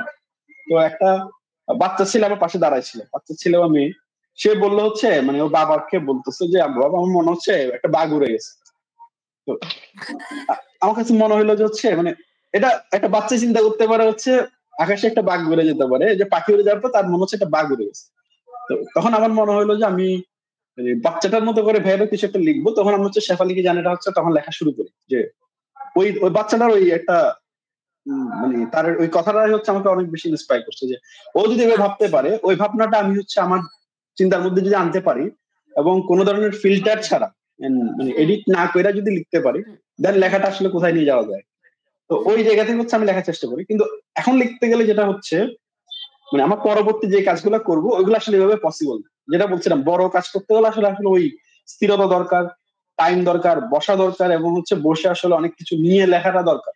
সেই প্রস্তুতি করতে গেলে আমার জন্য আসলে যে খুব সামনে কঠিন দিন অপেক্ষা করতেছে, চ্যালেঞ্জিং টাইম আমার জন্য আসতেছে সেটা আমি বুঝতেছি। কারণ আমি এতদিন যে ফাঁকিবাজি করে লিখতে পারছি ওই ফাঁকিবাজিটা মনে হয় এখন করা যাবে না। এখন আমাকে একটু হ্যাঁ, সিরিয়াসলি লেখাটা ভাবতে হবে। হ্যাঁ, হ্যাঁ, হ্যাঁ, হ্যাঁ। ফাঁকিবাজি করেই যদি এই অবস্থা হয় তাহলে সিরিয়াস হইলে আমরা আরো সুন্দর কিছু আরকি পাইতে যাইতেছি ব্যাপারটা। না, ভালো। উল্টা হইতে পারে। দেখা গেল যে দেখা গেল যে যেটা অনেক সিরিয়াসলি লিখছে এটা কিছু নাও হইতে পারে। আচ্ছা, অনেক সময় তাহলে আছে না অনেক সিনেমা, আচ্ছা, অনেক বড় বাজেটের সিনেমা, অনেক বড় বাজেটের সিনেমা, অনেক টাকা অনেক বড় স্টার কাস্ট নিয়ে বানাইলো কিন্তু দেখা গেল ফ্লপ হইলো। তো এরকম হইতে পারে। আচ্ছা। না আমরা অলওয়েজ ভালোটাই এই আশা করি। অ- অ- কারণ এত অ- ঠকে গেছি অনু- আমরা। না, অনুরাগ না, আমি ভাইয়ের সাথে একমত। আমি ভাইয়ের সাথে একমত। সবসময় ভালো আশা করা যায় না। অনুরাগ কাশ্যপের সাথে হয়েছিল না এরকম। সে যখন হচ্ছে গ্যাংস অফ ওয়াসিপুর বানাইছে কিছু ছাড়া ওইটা হচ্ছে কাল ক্লাসিক হয়ে গেছে। এরপর যখন হুম। বোম্বে ভেলভেট বানাইলো এত টাকা খরচ করে ওটা ফ্লপ হয়ে গেছে। তো হতেই হ্যাঁ। পারে এটা আসলে ডিপেন্ড করে আর কি। আচ্ছা হ্যাঁ, ভাই এই যে ওই যে কি যেন বললে আপনি ওই বাচ্চা থেকে ইন্সপায়ার্ড হয়ে বা ইন্সপিরেশন পেয়ে আপনি শেফালি লেখা শুরু করলেন। তো শেফালি কি তাই আসলে একটা বাচ্চা ছিল? না শেফালিটা বাচ্চা ছিল না, আমি বলছি হচ্ছে চিন্তা যে স্পার্কটা মানে আচ্ছা, চিন্তার যে হুম, হচ্ছে কাঠামোটা সিস্টেমটা হচ্ছে ওই হুম। বাচ্চার মতো করে ভাবা। কিন্তু এখানে আচ্ছা। ক্যারেক্টার গুলা বা বইটার সাথে বাচ্চাটা কোনো ইয়া নাই। আমি বলতেছি হচ্ছে বইটার কিন্তু আমার খুব ইন্টারেস্টিং হচ্ছে আমার বইয়ের সবচেয়ে ইন্টারেস্টিং রিভিউটা লিখছে হচ্ছে একটা তখন হচ্ছে 11 বছর একটা বাচ্চা সে একটা রিভিউ লিখছে বলতে হচ্ছে সে লিখে না। তার তার বড় ভাইয়ের সাথে সে হচ্ছে স্টিমারে করে যাচ্ছিল। তখন হচ্ছে সে স্টিমারে বসে বইটা পড়তেছিল। তখন তার ভাই তাকে জিজ্ঞেস আচ্ছা। করছে এই বইটা সে বুঝতেছে কিনা। তখন সে খুব ইন্টারেস্টিং কিছু কথাবার্তা বলছে। ওই রিভিউটা হচ্ছে আমার বইয়ে আমি লাস্ট এডিশনে হচ্ছে আমি অ্যাড করছিলাম। অনেক 3টা আচ্ছা। রিভিউ অ্যাড করছি তার মধ্যে এটা একটা ছিল। একটা বাচ্চা আসলে বইটাকে কিভাবে দেখতেছে। মানে তার কাছে তার ভাই বলতেছে এখানে তো কোনো কিছু কোনো মিনিংলেস কথাবার্তা। কিন্তু সে ওটার মধ্যে মিনিং হুম। পাচ্ছে। মানে একটা বাচ্চা একটা মেয়ে সে ওইটার মধ্যে মিনিং তৈরি করতেছে। তার কাছে মনে হচ্ছে এটা মিনিংফুল। কিন্তু একজন ম্যাচিওর লোকের কাছে মনে হচ্ছে এটা কিছু হয় না। মানে এটা মাথার উপর দিয়ে যাচ্ছে বা এটা এগুলো এভাবে হয় নাকি এরকম। মানে আকাশে মানে হাতি ওড়ার মতো ব্যাপার যেরকম আর কি। কিন্তু ওই বাচ্চাটার মনে হচ্ছে না এটা ঠিক আছে। এই কথাগুলাই লজিক্যাল না। এটাই লজিক্যাল। তো আচ্ছা। ওইটা আমার কাছে খুব ইন্টারেস্টিং লাগে আর কি। হুম। এই যে আমরা আসলে বড় হতে, হতে আমাদের চিন্তা চেতনাকে ছাঁটাই করতে থাকি তো, শেপ করতে থাকি একদম বক্সের মতো একটা। এজন্য হচ্ছে আমরা এখন চাইলেই পাখিকে বাঘের মতো উড়তে দেখতে পারি না। হ্যাঁ, এটা আসলে হয় কি ধরেন আমাদের তো আসলে মানে আমার মনে হয় যে মানে আপনি যত বড় হইতে থাকি তত হচ্ছে আমাদের ইনোসেন্স কমতে থাকে। হুম। ইনোসেন্স যত হুম, কমতে থাকে তত হচ্ছে আসলে আমরা হচ্ছে অনেক বেশি মানে প্রাগমেটিক এবং হচ্ছে প্র্যাকটিক্যাল হয়ে উঠতে থাকি। তখন আসলে আসলে এর বাইরে যে ব্যাপারটা থাকে ম্যাজিক্যাল জায়গাগুলো আমরা আসলে হারাইতে থাকি। মানে ছোটবেলায় আপনি প্রথম যখন গাছ দেখতেছেন বা হচ্ছে প্রথম আপনি যখন পাহাড় দেখতেছেন বা প্রথম আপনি যখন হচ্ছে আপনি আকাশ দেখতেছেন এই অনুভূতি গুলো তো আসলে খুব ইউনিক। এটা তো খুব মানে বেসিক ইউনিক, এগুলো তো আসলে কোনো কিছু দিয়ে রিপ্লেস করা যায় না। কিন্তু আপনি যখন বারবার গাছ দেখতেছেন আস্তে আস্তে আপনার মধ্যে ধারণা তৈরি হচ্ছে গাছটা এরকম, এটা এরকমই থাকবে। এটাকে আপনার কাছে খুব প্র্যাকটিক্যালি দেখা আমরা শুরু করি। কিন্তু ওইটাকে যদি আমি সেই আপনি প্রথম গাছ দেখার সময় আপনার যেই ফিলিংসটা আসছিল বা যেটা মনে হয়েছিল বা প্রথম এখনো যদি প্রথম ধরুন আমি একটা সিনেমা দেখতেছি তাহলে প্রথমবার যখন সিনেমাটা দেখি আমি অ্যামেজড হচ্ছি যে অসাধারণ বানানো। মানে হুম, রিসেন্টলি হচ্ছে ওই 100 ইয়ার্স অফ সলিটিউড আসছে, আমি দেখি না এখনো। অনেকে খুব অ্যামেজ হচ্ছে কিন্তু আপনি যখন একবার দুইবার তিনবার দেখবেন ওই জিনিসটা থার্ড টাইম ফোর্থ টাইম আর অ্যামেজ হবেন না, কারণ আপনার কাছে জিনিসটা তখন আপনার ম্যাজিকটা শেষ হয়ে অভ্যাসের যায়। মধ্যে চলে আসে, ম্যাজিকটা শেষ হয়ে যাচ্ছে। কিন্তু আমার কাছে মনে হচ্ছে লেখালেখি বা যেকোনো আর্টের ক্ষেত্রে ইনোসেন্স বাঁচায় রাখাটা হচ্ছে অনেক বেশি বড় চ্যালেঞ্জার। আপনি এত বেশি হচ্ছে রিয়েলিটির সাথে আপনার এত ফাইট দিতে হচ্ছে। আপনি অফিসে কাজ করতেছেন, বাসায় এসে গ্যাঞ্জাম, বাজার করতে হচ্ছে আপনাকে, হুম, রাস্তার মধ্যে জ্যাম, গাড়িওয়ালা আপনার কাছ থেকে ভাড়া বেশি নিচ্ছে, মানে এত কিছুর মধ্যে ইনোসেন্সটা আসলে ইনট্যাক্ট রাখাটা খুব কঠিন। কিন্তু আমার মনে হয় যে আর্ট লিটারেচার করতে গেলে কোনো না কোনো পর্যায়ে মানে আপনার ব্যাক অফ দ্য মাইন্ড হলো এই জিনিসটা রাখতে হবে, যেটা মানে আমি মনে করি আর কি, এটা আমার পার্সোনাল থট, সবার জন্য নাও হইতে পারে। তো হুম, ওই যে ব্যাক অফ দ্য মাইন্ড হচ্ছে যে ইনোসেন্সটা থাকে, আমার মনে হয় আমি যদি লিখতে বসি ওটা যদি আমি নিয়ে আসতে না পারি, তখন আসলে আমার লেখাটা আসলে সেই, বা আমার ওই লিটারেচারটা সেটা হইতে পারে সিনেমা বা হচ্ছে গান বা পেইন্টিং, ওই জায়গাতে যায় না, ওই জায়গা পর্যন্ত যাওয়া যায়। এবং আমার ওই জন্য মনে হয় আসলে যে, এবং আমরা যারা আসি আমরা তো আসলে খুবই নিম্ন মাঝারি হচ্ছে মেধাবী লোক, মানে আরো কম। ধরেন আপনি যদি ভ্যান গগের কথা চিন্তা করেন বা হচ্ছে জীবনানন্দের কথা চিন্তা করেন, তারা আসলে ওই ইনোসেন্স থেকে বেরোতে পারেন এবং শেষ পর্যন্ত তারা তাদের রিয়েল লাইফে মানে তাদের রিয়েলিটির সাথে এবং তাদের যে হচ্ছে ইমাজিনারি মানে কল্পনা যে জগৎ বা হচ্ছে তার ইমাজিনেশনের যে হচ্ছে যে মানে পরিধিটা, সেটার সাথে তার ফাইটটা কিন্তু হচ্ছে এত বেশি হচ্ছে প্রকট ছিল। তো কেউ একজন ট্রামে পরে মারা গেছে, আর কেউ কান কেটে ফেলছে, মানে নানা ধরনের হচ্ছে এটার মানে ইয়া দেখা যায় আর কি, এটার নানা ধরনের ডিসঅর্ডারের মধ্যে দিয়ে যায় চলে যায়। হ্যাঁ, তো হ্যাঁ, হ্যাঁ। আপনাকে আমার মনে হয় পিওর লিটারেচারে বা পিওর আর্ট করতে হলে আসলে ওই জায়গায় যাইতে হবে, মানে ওই রিয়েলিটির সাথে আপনার ফাইটটা আসলে কন্টিনিউসলি দিয়ে যেতে হবে আর কি। তা আমরা পারি না, আমাদেরকে হচ্ছে একটা মানে মাঝামাঝি একটা রাস্তা বাইর করতে হয়, যেখানে হচ্ছে আসলে না আমার আহ, মানে আর্ট ক্ষতিগ্রস্ত হবে, আমার চাকরিটাও ঠিকঠাক থাকবে, আমিও মানে হ্যাঁ, মোটামুটি হ্যাঁ। মাঝামাঝি একটা জায়গায় গিয়ে কোনোভাবে হচ্ছে চলে যাও। হ্যাঁ, কিন্তু চেক অ্যান্ড ব্যালেন্স এর রিয়েলি আসলে মধ্যে ওই জায়গায় থাকা। যাইতে হলে আমার মনে হয় যে, হ্যাঁ, কিন্তু আপনাকে ওই রিয়েল মানে একেবারে হচ্ছে যেটা একেবারে প্ল্যাটো যেটা ইডিওস বলে আর কি, ওই জায়গায় যাইতে হলে আসলে আমার মনে হয় যে আসলে ওই রাস্তাটা অনেক কঠিন আর কি। এবং ওইখানে আসলে আপনার কোনো মানে মাফ করার ব্যাপার নাই, লিটারেচারে কোনো মার্সি নাই এখন। এখানে হ্যাঁ, আপনাকে সার্ভাইভ করতে হলে আপনাকে আমি যেটা মনে করি আর কি, আমি আজকে যে কবিতাটা লিখবো, আমাকে মাথায় রাখতে হবে যে এটা জীবনানন্দের সেরা কবিতার সাথে ফাইট করবে, হয়তো আমি ফেল করবো, হয়তো আমারটা কেউ পড়বে না, খুব বাতিল যোগ্য একটা জিনিস লিখলাম, কিন্তু আমার মাথায় এটা রাখতে হবে হচ্ছে আসলে আমি যখন লিখতেছি তখন আসলে পিছনে 200 বছর বা 400 বছর মডার্ন আর্ট লিটারেচারের কথাও যদি চিন্তা করি, আমি যদি ইয়াকে নিয়ে ভাবি, সার্ভান্টাসকে নিয়ে ভাবি, ডন কিহোতোকে নিয়ে যদি আমি ধরি, তাও কিন্তু আমার কয়েকশো বছর চলে গেছে, মানে আমি যদি তার আগে নাও যায়, হুম, মডার্ন লিটারেচারও যদি যাই, তাহলে আমার জার্নিটার মধ্যে এত এত এত এত ক্লাসিক লেখা হয়েছে। দস্তয়েভস্কি ব্রাদার কারামাজোভের মতো বই লিখছে, জয়েস হচ্ছে ইয়া লিখলো, ইউলিসিস লিখলো, কিংবা হচ্ছে জীবনানন্দ হচ্ছে আহ, দুশ- তার এক একটা মাস্টারপিস কবিতা লিখলো, আমাদের এখানেও আখতারুজ্জামান ইলিয়াস লিখে গেছে বা শহীদুল জহিরের মতো লেখকরা লিখে গেছে। তো ওই বিশাল একটা জার্নির পরে আমি আসলে কি লিখবো, মানে আমার লেখাটা আসলে কোথায় যাচ্ছে সেটা নিয়ে কিন্তু ভাবাটা খুব জরুরি আমার মনে হয়। তো হুম, আমার ফাইটটা কিন্তু তার সাথে, আমি হয়তো কিছু পারি না, আমি হয়তো খুবই নিম্ন মেধাবীর লোক, আমি হয়তো আমার লেখা হয়তো কিছুই হয় না, কিন্তু হুম, হুম, আসলে আমাকে ফাইটটা যদি আমি এটা না রাখি, তাহলে আমি কখনো আমি ইন্সপিরেশনটা থাকবে না, মানে আমি লেখার ওই মানে এটা মানে কখনো আসবে না, ওই আর্টসটা কখনো আসবে না। আমি মনে হয় বেশি কথা বলতেছি, সরি। না না, ভাই, আপনি আপনি আমরা তো বলেন, আপনি চাই আপনি বলেন। বকবক করেন। আচ্ছা, বেশি কথা যেহেতু বলতেই আমি গল্পই চাইতেছেন, করতেছি। আর একটু জিজ্ঞেস করি আপনাকে। হ্যাঁ, আমাদের মনে অনেক প্রশ্ন। হ্যাঁ, আচ্ছা, এই যে আপনার এত ১০ টা বই, হ্যাঁ? তো বইগুলার নামগুলার ইন্সপিরেশন কোত্থেকে আসে? যেমন আপনার ২য় যে বইটা সেটার নাম হচ্ছে 'ব্রায়ান অ্যাডামস ও মারমেড বিশুদ্ধবার'। হ্যাঁ? তো এই চিন নামকরণগুলা করতে হলে কি ইনোসেন্স এর ভিতর দিয়ে আসলে আপনি গেছেন? একটু যদি বলেন আমাদেরকে। না নাম না নামকরণের একটা সুবিধা হচ্ছে কি, আমার হচ্ছে কি আপনার ওই প্রত্যেকটা বইয়ের নামগুলা কোনো না কোনো আবার লেখার মধ্যে থাকে। ব্রায়ান অ্যাডামস মার্ভিন বিশুদ্ধর নামে একটা কবিতা, মানে ওই নামে একটা লেখাই আছে ওই বইয়ের মধ্যে। তো বই নিয়ে যখন ভাবি, হুম, প্রথমে ভাবি হচ্ছে ওই নামগুলা থেকে কিছু একটা বের করা যায়, তখন হচ্ছে ওই হুম, নামটা হচ্ছে আসলে একটা লেখার নাম ছিল। এবং ওই বইটা তো আসলে খুবই একদম নস্টালজিয়া থেকে লেখা, মানে ওই হুম, বইটা হচ্ছে খুব পার্সোনাল লেখা আর কি। আমার পার্সোনাল লেখা বলতে কোন যেগুলো বোঝায়, ওই বইটা হচ্ছে মানে একমাত্র আমার, যেখানে হচ্ছে আমার অনেক কিছু শৈশব বা অনেক চিন্তা ভাবনা, অনেক কিছু চলে আসছে নানাভাবে, হয়তো হ্যাঁ, অ্যাজ ইট ইজ আসে নাই, হুম, অনেকটা মানে একটা ফিকশনের আদলে আসছে। তো হুম, ওই জায়গাতে হচ্ছে ওই লেখাটা ছিল হচ্ছে আসলে একটা আমার এক বন্ধুর একটা আহ, মারা যাওয়ার একটা স্মৃতিকে হচ্ছে ইয়া করে।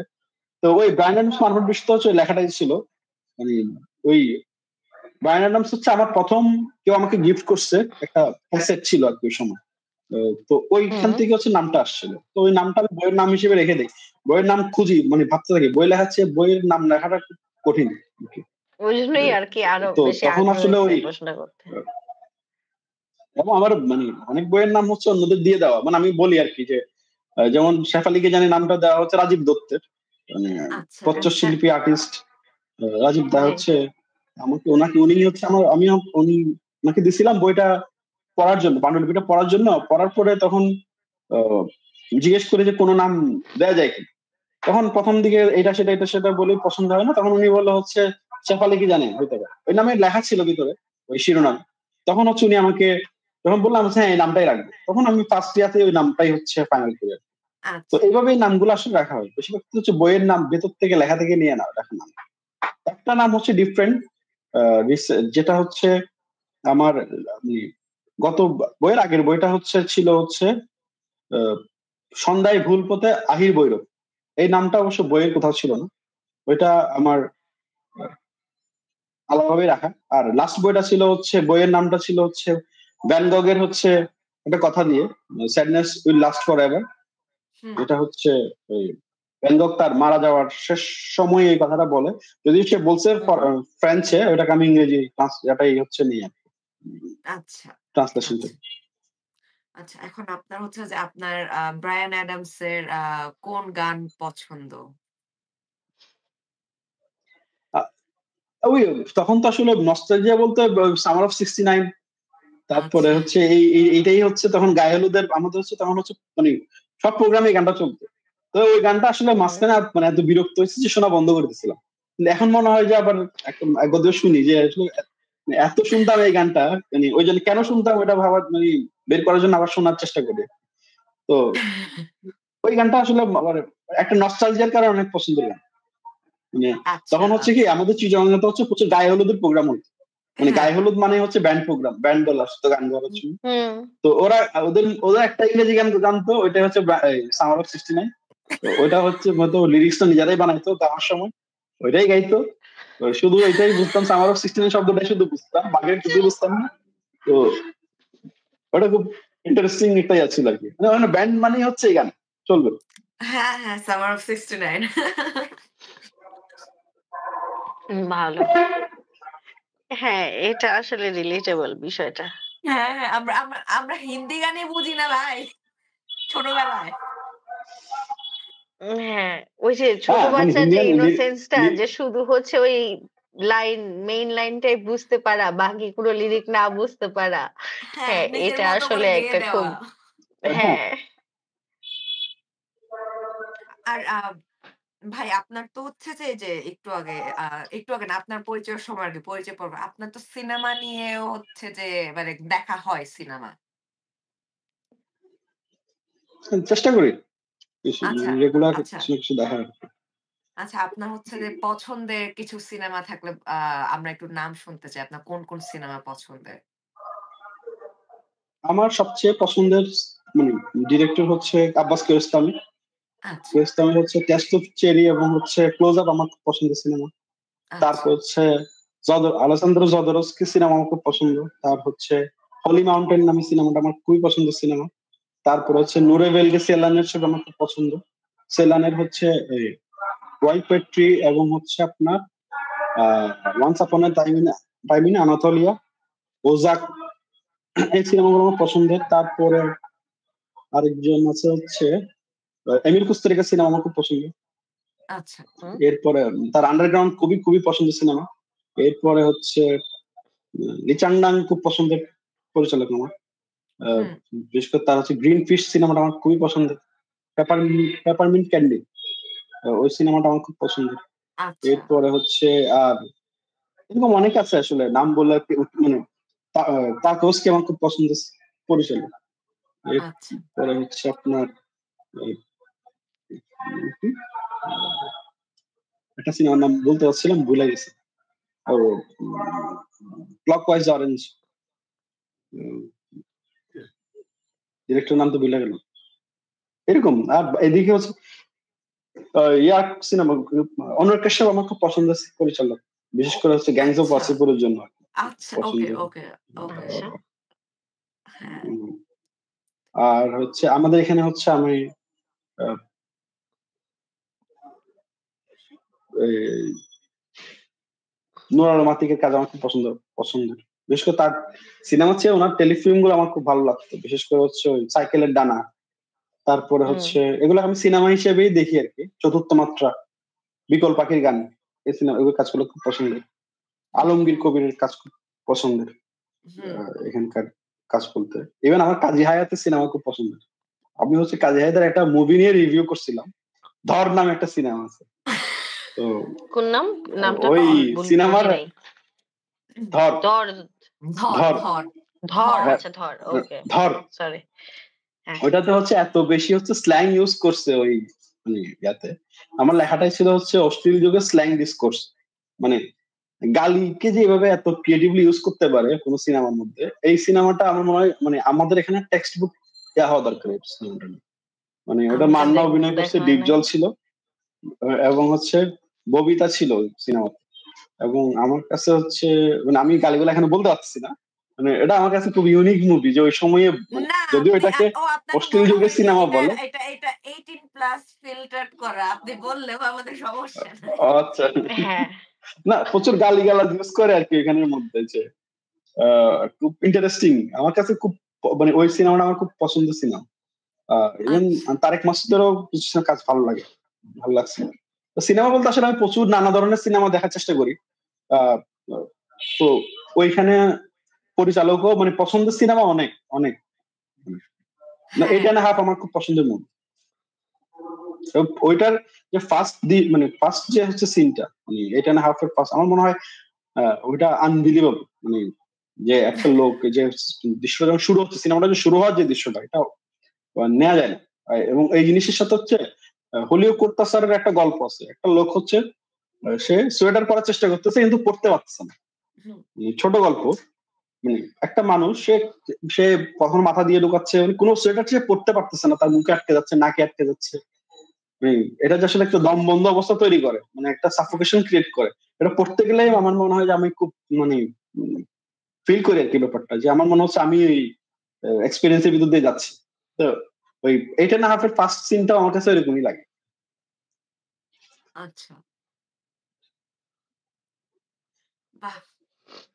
আমরা কথা বলতে আমরা হচ্ছে যে ৫২ মিনিটে চলে আসছি। আমাদের সময় খুবই কম। আর আমাদের হ্যাঁ ১০ ১৫ জি জি মিনিট জি। আছে।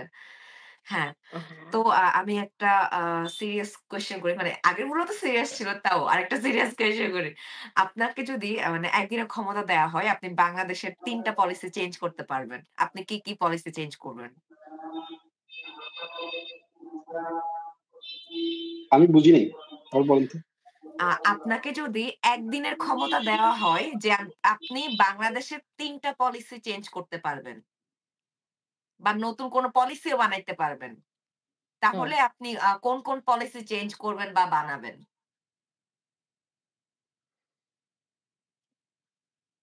ভাই ভাই কি কি আছেন? ফ্রিজ হয়ে গেল? ওমা এই সিরিয়াস শেষ মুহূর্তে ওহ এসে নো! ভাই ফ্রিজ হয়ে গেল। ভাই ফিরে আসেন প্লিজ। এটা কোনো কথা? ভাই ফিরে আসেন, ভাই ফিরে আসেন। আচ্ছা অবশ্যই কোন আরেক দিক থেকে এটা আমাদের প্রতিদিনেরই কথা যে নেটওয়ার্ক হ্যাঁ, নেটওয়ার্ক একটা আমাদেরকে যে ইস্যু, বিশাল বড় একটা ঝামেলা করে। ইস্যু। আর কি জানি বলে ভাই এত মানে ধরে মানে ডিরেক্টরের নাম থেকে শুরু করে মানে সিনেমার নাম বলা, ওহ মাই গড! আমি তো গতকালকে কোন সিনেমার মানে কোন ডিরেক্টরের সিনেমা দেখছি আমি সেটাই আমার মনে থাকে না। আমি সিনেমার নামটাই মনে রাখতে পারি না। ভাই এই মনে রাখতে পারাটা না পারাটা যে কত বড় একটা শত্রু হয়ে দাঁড়াইছে। মানে আমি নিজের এত বড় একটা শত্রু যে আমি মনে রাখতে পারি না কিছু। আমি ওই হ্যাঁ, দিনটা বেশি দিন নাই। তুমি বিশ্বাস করবা না আমি ওইদিন কথার কথা আ ধর তোর নাম ভুলে গেছি। এরকম একটা ঘটনা ঘটছে। হ্যাঁ, আমি বললাম না আমি ওদের কার নাম ভুলে গেছি। কিন্তু এরকম খুব ক্লোজ একটা মানুষের নাম আমি ভুলে গেছি। বিষয়টা এতটাই মানে অবনতির দিকে গেছে যে আসলে যার নাম ভুলে গেছি আমি সে মনে হয় আমার কোনো ব্লাড কারণে, ভাই লাইন এর মধ্যে পড়ে। ভাই ওয়েলকাম সরি আমি মনে ব্যাক। হয় কোনো কারণে বাইরে চলে গেছিলাম। হ্যাঁ। সরি। ইটস ফাইন ভাই, কোনো অসুবিধা নাই, কোনো হ্যাঁ। অসুবিধা নাই। হ্যাঁ, আপনাকে আপনি যে কি প্রশ্ন কোয়েশ্চেন শুনতে পারছিলেন? না। আমাকে ৩ টা পলিসি চেঞ্জ করার কথা বলছিলেন মনে হয়। কিছু একটা। হ্যাঁ, হ্যাঁ, হ্যাঁ, হ্যাঁ। কঠিন একদিনের লাগে। আপনার জরুরি ক্ষমতা। হ্যাঁ, জাদুকরি একটা ক্ষমতা দেয়া হলো আপনাকে। নি ৩ টা পলিসি চেঞ্জ করব। হ্যাঁ, লঞ্চও করতে পারেন, কঠিন চেঞ্জও প্রশ্ন। করতে পারেন। আমার মনে হয় যে ১ম সবার আগে হচ্ছে আমি চিন্তা করব হচ্ছে আমার নিজের পার্সোনাল একটা উইশ পূরণ করব। চাকরি-বাকরি না করে লেখালেখি করে কেমনে সার্ভাইভ করা যায়, ওইরকম কিছু একটা করার চেষ্টা করব। যাই হোক আমার মনে হয় ১ম হচ্ছে আমার এডুকেশন সিস্টেম ঠিক করার জন্য কিছু একটা হুম, করা উচিত প্রথমত। হ্যাঁ, ২ নাম্বার যেটা আমি করার চেষ্টা করব। মানে যেহেতু ম্যাজিক্যাল বলতেছেন, তো আমি হ্যাঁ, হ্যাঁ, ম্যাজিক্যালি কথা বলতেছি। যেহেতু হ্যাঁ, মানে হ্যাঁ, হ্যাঁ, হ্যাঁ। রিয়ালিস্টিক্যালি তো আসলে পসিবল না। আর এটা না। হচ্ছে ঢাকা শহরের জ্যামটা যদি আমি কোনভাবে কমাইতে পারতাম, নাই করে দিতে পারতাম। হুম, ওইটা একটা হইতে পারত। আর একটা হচ্ছে যেটা হইতে পারত সেটা হচ্ছে আসলে আ আমার মনে হয় ইকোনমিতে কিছু একটা করা দরকার। যে হচ্ছে আসলে মানে আমাদের যে হচ্ছে ডিসক্রিমিনেশন মানে টাকা হ্যাঁ, একজনের সাথে আরেকজনের যে অর্থনৈতিক যে হচ্ছে মানে এই যে ইয়াটা এটা যদি কোনোভাবে একটা মানে ব্যালেন্স এটা আসলে হ্যাঁ, সম্ভব না। মানে পুরোপুরি অমিট করা তো পসিবল না। এটাকে হুম, যদি আসলে কোনো একটা ভারসাম্যপূর্ণ জায়গায় যদি আনা যায় আরকি। আমার মনে হয় এটা তো এগুলো আসলে লম্বা সময়ের কাজ। যদি যেহেতু আমি হচ্ছে মানে খুব মানে একটা হাইপোথেটিক্যাল দায়িত্ব সেজন্য সলিউশনটাও এরকম আরকি। যে আমার মনে হয় এই জায়গাগুলোতে কাজ করা দরকার। অনেক বেশি আরকি। হুম। আচ্ছা, আচ্ছা। হ্যাঁ, ভাই আচ্ছা। আপনার আরেকটা সিরিয়াস কোয়েশ্চেন। আপনার জীবনে আ মানে আপনার বাস্তব জীবনে ইন্সপায়ারিং উইমেন কারা ছিল? বা কারা আছে এখনো? হুম, আমার ওয়াইফের কথা বলবো প্রথমত। আ ও হুম, আচ্ছা, সে আসলে আমার সে নিজেও লেখালেখি করে এবং তার কাজ আরো কঠিন এর বাইরে। আমার মনে হয় যে হচ্ছে আসলে ওই সাপোর্টটা যদি না পাইতাম, মানে লম্বা সময় আসলে এই ধরনের কাজে তো আসলে আপনার পার্টনারকে আসলে অনেক বেশি হচ্ছে থাকতে হয়। হ্যাঁ, মানে সহনশীল হইতে হয় আরকি। কারণ হ্যাঁ, এটা তো আসলে হুম, খুব স্ট্রাগলিং লাইফ। আমার আশেপাশের যে মানুষগুলো আমার মা কিংবা হুম, হচ্ছে আ আমার নানি দ্বারা আমি খুব ইনফ্লুয়েন্স ছিলাম। মানে আচ্ছা, আমার নানি হচ্ছে আমাকে বড় করছে। আমার উপর আমার নানির অনেক প্রভাব। আমার নানা-নানি ২ জনই। মানে আমি বলব হচ্ছে আমার বাবা-মার চেয়েও আমার নানা-নানির ইনফ্লুয়েন্স আমার উপর অনেক বেশি। আমি নানা বাড়িতে বড় হইছি। আমার সবকিছু আমাকে সাঁতার শিখাইছে আমার নানা। আমাকে হচ্ছে আমি আর আমার নানা মিলে বসে মধুবালার সিনেমা দেখতাম। আমার নানা বলতো হচ্ছে হুম, মোগল আজম তার খুব পছন্দের সিনেমা ছিল। তো উনি কিন্তু খুব ধার্মিক একজন মানুষ ছিল। মানে খুব ধার্মিক বলতে উনি কোরআনে হাফেজ ছিল।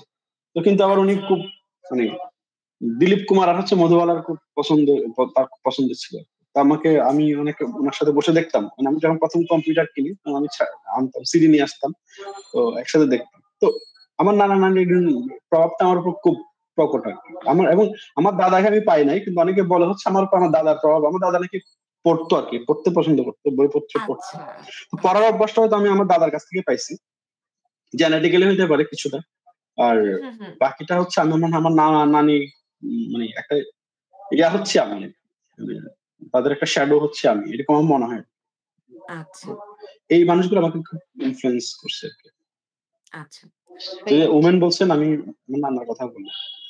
না অসুবিধা নেই। মানে উইমেন মানে এই যে আপনি তো আপনার বউয়ের কথা বললেন, আপনার মায়ের কথা বললেন, আপনার নানির নানির কথা বললেন। কথা বললেন। তো আমরা তো পেয়েই গেলাম ৩ জন উইমেন আপনার লাইফ এ।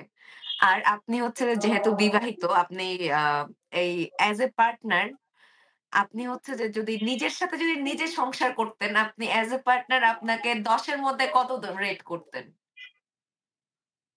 ২ এর বেশি তো অবশ্যই না। এত বছরের সংসারে নিজেকে ২ দিচ্ছেন। হ্যাঁ, আমার মনে হয় যে আসলে মানে আ আমি আসলে এখানে হচ্ছে আমি আ কি বলবো? মানে আমি খুবই আনঅর্গানাইজড মানুষ আরকি। উম আমার সবকিছুই খুবই আমার লেখালেখির মতোই আরকি। আমার আচ্ছা, লাইফটাই মানে ওইটা হচ্ছে রিফ্লেকশন টা হচ্ছে আমার লেখার মধ্যে পাওয়া যায়। তো আ মানে অর্গানাইজড রাখাটা আমার মধ্যে নাই। তো সুতরাং আমি ২ এর বেশি আসলে পাওয়া বেশি মনে হয় ডিজার্ভ করি না। তবে আমি খুব মানুষ হিসেবে খুব শান্ত আরকি এটুকু বলতে পারি। যে খুব আচ্ছা, সহজে আমি উত্তেজিত হই না এবং খুব মানে আমার রাগটা খুব কম আরকি। হ্যাঁ, এটা আপনি আমার ভালো ঠান্ডা গুণ হইতে মাথার পারে। মানুষ। আচ্ছা, বাহ! এটা হইতে পারে। এবার এটা আমি একটা আমার একটু প্রশ্ন ভালো শুরু হইতে করতে পারে। চাই। যেহেতু আমরা শেষের দিকে আছি। আমি প্রশ্ন করি সেটা হচ্ছে আপনাকে যদি একদম একটা সুপার পাওয়ার চুজ করতে বলা হয়, হ্যাঁ? একদম কমিক বুক সুপার পাওয়ার। তাহলে আপনি কি চুজ করবেন এবং কেন? একদম সুপার পাওয়ার। ছোটবেলায় হইতে হচ্ছে ধরেন আমার তো ওই হচ্ছে ওই স্পাইডারম্যান হওয়ার একটা ছিল আরকি। সবসময় স্পাইডারম্যান খুব পছন্দের একটা ছিল। তো কিন্তু আচ্ছা। কেন হইতে যাবো এটা বলতে পারবো না। না মানে কিন্তু এখনো মনে হয় যে পাওয়ারটা শুধু এক্সাক্টলি স্পাইডারম্যান হইতে পারলাম। স্পাইডারম্যানের পাওয়ারটাই চান? হ্যাঁ, এটা তো দেয়াল বেয়ে সে হচ্ছে স্পাইডার করবে হচ্ছে খুব আমার কাছে ম্যাজিক্যাল একটা ব্যাপার মনে হয় আরকি। যে এটা খুব মানে ভালো লাগে। মানে একটা মানুষ শুধু দেয়াল বেয়ে উঠতেছে। সিঁড়ি ইউজ করতে হচ্ছে না। আর লিফট লাগতেছে না। দেয়াল আমি বাসায় আসতেছি। হ্যাঁ, ৬ তলায় বাসা আমি দেয়াল বেয়ে উঠে যাচ্ছি। ইন্টারেস্টিং না? মোবিলিটিটা মানে খুব লোকজন ভালো দেখতেছে যে আরকি। হ্যাঁ, হইতে পারে এরকম কিছু একটা। ভালো। আচ্ছা। পার্টনার হিসাবে তো নিজেকে ২ দিছেন ১০ এ। তাইলে নিজের মেন্টাল হেলথ কে লাস্ট ৭ দিনের কথা চিন্তা করে আবার ১০ এ একটা রেটিং দেন ০ থেকে। 1 and a half. Oh my God! এটা মনে হয় That's not আমাদের good! এখানে এটা তো আমার না, এটা আমি মেন্টাল হেলথ বলি। এর থেকেও খারাপ। কেমনে? হ্যাঁ ভাই, হ্যাঁ ভাই তাই বলেন। না, আমার হচ্ছে এটা এর কারণ হচ্ছে আসলে আমার মানে খুব কয়দিন পরে হচ্ছে আমার ছোট ভাইয়ের বিয়ে। এবং হচ্ছে মানে এত ব্যস্ত এবং আমার যেটা হচ্ছে আমি গত কয়েকদিন ধরে খুব মানে আমার পড়াশোনার কাজ বা বিভিন্ন ধরনের কাজগুলো গোছায় রাখি তো এটা আমি করতে না পারলে আমার খুব মানে করে মানে হ্যাঁ, ডিস্টার্ব করে আরকি। হ্যাঁ, দেখা যাচ্ছে সকালে কাজে যাচ্ছি, বিকেলে অফিসের বাইরে কাজ করতে হচ্ছে। তো এটাকে আমার সবসময় হচ্ছে আমাকে এই ধরনের হচ্ছে কখন আমি এই কাজটা করতে পারবো? কখন আমি এই জায়গাটা যেমন আজকে আমি কিন্তু এখানে বসার আগে আমি কিন্তু অফিস করছি সকাল ৮ঃ০০ থেকে হচ্ছে বিকেল ৪ঃ০০ পর্যন্ত। হুম, ৪টা অফিস থেকে বের হয়ে আসছি। আসার পরে হচ্ছে আমার বাসায় হচ্ছে নানা ধরনের হচ্ছে ফার্নিচার এই রুম থেকে এই রুমে গেছে, এখান থেকে এখানে গেছে। ওই নানা ধরনের তাদের অবস্থান চেঞ্জ করছে আরকি। ওই কাজে হচ্ছে ব্যস্ত। আমার হচ্ছে এবং আমার ঘর আমার রুম ভর্তি সব হচ্ছে বই। আমার বইপত্র সব সরানো। সব ধুলাবালি এগুলা সব বের করলাম। আবার জিনিসগুলো ঢুকাইলাম। এরপর এই কাজই করলাম। এর মধ্যে হচ্ছে আসলো বাবুর্চি আসলো। তাকে হচ্ছে গিয়ে হচ্ছে সে কি রান্না করবে সে হিসাব দিলাম। তো এইসব নিয়ে এখন মধ্যে আছি তো মানে গত ১ সপ্তাহ আসলে মানে আমি নিজের কাজ করতে পারি নাই। আমাকে মানে এত বেশি হচ্ছে পারিবারিক কাজের সাথে ইনভলভ থাকতে হইছে। তো সেজন্য আসলে মেন্টাল হেলথ ওই যে জায়গায় থাকার কথা ওই জায়গায় নাই আর। আমি হয়তো আচ্ছা। দ্রুত এগুলা করে ব্যাক করলে আবার হয়তো আমি আবার স্টেবিলিটি পাবো আরকি। ধরেন আমার একটা সমস্যা হচ্ছে কি আমি আজকে চিন্তা করছি হচ্ছে আমি আজকে জিনিসটা পড়বো বা এই জিনিসটা দেখবো। যখন আমি সেটা পড়তে পারি হুম, না বা দেখতে পারি না তখন সেটা আমার খুব ডিস্টার্ব করে যে আমার এই সময়টা নষ্ট হচ্ছে। আমি কিন্তু রিলে সারাদিন সময় নষ্ট করতে পারবো, সমস্যা নেই। কিন্তু যখন মনে হবে হচ্ছে এই কাজটা করলাম না, মানে বাসার কোন কাজ করতে হচ্ছে তখন মনে হবে হচ্ছে এটা খুব সময় নষ্ট হচ্ছে। মানে ফোন টিপতে বা হচ্ছে ফোন ইউজ করতে মনে হয় না যে সময় নষ্ট হচ্ছে। কিন্তু যখন আমি মনে হইলো যে না বাজার যাইতে হচ্ছে এটা তো সময় নষ্ট হচ্ছে। কিন্তু যদিও জিনিসটা এরকম না। যেটা আসলে আমি আমার নিজের সাইকোলজিক্যাল স্টেট এর কথা বললাম। তো ওই জায়গা হ্যাঁ, থেকেই বললাম। তো এটা খুব দ্রুত আমি আ আগের জায়গায় ফেরত যেতে পারবো। হয়তো ৭-৮ এ যাইতে পারবো। ৭-৮ এ যে ৫-৬ যাইতে পারবো। হ্যাঁ, হ্যাঁ। আমরা তাই আশা করি আপনি পারবেন। আচ্ছা, যেহেতু হচ্ছে যে বিয়ের কথা উঠলো, আপনার মানে ভাবিও কি মানে আপু আরকি, আপু অথবা ভাবি আপনার ওয়াইফ সেও কি চাটগাঁইয়া? না তার বাড়ি হচ্ছে সেই বড় হইছে চিটগাং এ। কিন্তু তাদের বাড়ি হচ্ছে হুম। ফেনী। এবং চিটগাং এর কোন কিছুই তার মধ্যে নাই। এটা হলো ব্যাপার। মানে অপোজিট চিটগাং আরকি। আচ্ছা। ওকে, কারণ ঠিক আমরা তো আছে। না আমরা তো ফুডের প্রশ্নে আসো। কিসের প্রশ্নে? ফুড। ও হ্যাঁ, ফুডের প্রশ্ন। হ্যাঁ। না তার আগে একটু জেনে নেই আমাদের নবনূরে এসে কেমন লাগলো? যে এক কথায় বলেন। হুম, আমার তো আমি তো কথা খুব কম বলি। মানে আমি এরকম মানে প্ল্যাটফর্মে আমি কথা বলতে খুব অভ্যস্ত না। এবং হচ্ছে উচ্চারণ-টচ্চারণ মিলায় হচ্ছে আমি আরো খুবই হচ্ছে শাই থাকি এবং হচ্ছে আমি কথা এখন তাও মনে হয় ২-১ টা জায়গায় কথা বলার পরে কিছুটা বলতে পারি। এবং আমি খুব দ্রুত কথা বলি। মানে আমি মনে করি হচ্ছে আমি যে কথা বলতেছি, যাদের সাথে কথা বলছি তারা আসলে খুব বিরক্ত হচ্ছে কিনা এটা নিয়ে আমি খুব মানে থাকি আরকি। একটু কনসার্ন থাকে আরকি যে হচ্ছে এটা না, একটা না। ব্যাপার। আমার ভাল লাগছে। তো সিরিয়াসলি আমি খুব অনেকদিন পরে কোথাও কথা বললাম। এত কথাও বললাম আমি অনেকদিন পরে বসছি একসাথে। আমি কথা খুব কম বলি। অফিসেও আমার বিরুদ্ধে হচ্ছে মূল মানে কনসার্ন হচ্ছে আমি কথা বলি। কম কথা বলি। আরে আমার কথা বলতে ভালো লাগে না বেসিক্যালি। এত কথা বলার তো আসলে কিছু নাই। তাও আজকে মনে হলো অনেকদিন পরে আমি কথা বললাম। ভাল লাগলো। আপনাদের কেমন লাগছে জানি না। না ভাই তো আমাদের ভালো আপনার লাগছে। কথা শুনতে আমার খুব ভাল লাগছে ভাই। বিশ্বাস করেন আমাদের খুব ভাল লাগছে। আপনি মানে কি আরে বলে যে আপনারা অনেক বলবেন না যে তাড়াতাড়ি খারাপ কথা লাগছে। বলেন। অনেক তাড়াতাড়ি বা স্পিডে কথা বলেন। মানে ওইটাও প্যারা লাগে না আমাদের। মানে আমাদের ভালো লাগছে আপনার সাথে কথা বলে। এই আরকি। যাক হ্যাঁ, আমি ভাল ১ম লাগলো শুনে। প্রশ্নটা করি। হ্যাঁ, ১ম প্রশ্নটা করি সেটা হচ্ছে আপনার পছন্দের খাবার কি, কি? সেটা চা, কফি, ডেজার্ট বা যেকোনো ডিশ হইতে পারে। ঝাল এনিথিং। গরুর মাংস। ইয়েস! আমারও। চিটাঙ্গা। আমার বাড়ি চিটাগং।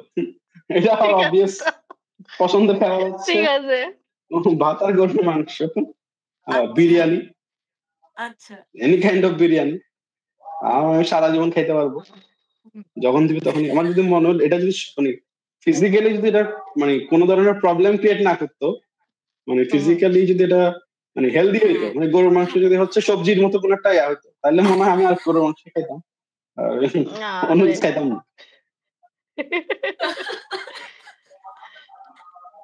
হ্যাঁ ভাই, গরুর মাংস হচ্ছে বিদেশে আসলে গরুর মাংস যাদের পছন্দ তাদের হচ্ছে যে মানে আরেকটা দোকান থেকে মানে রেগুলার গ্রোসারি স্টোরে তো ওই টেস্টটা পাওয়া যায় না আমাদের দেশীয় স্বাদের গরুর মাংস।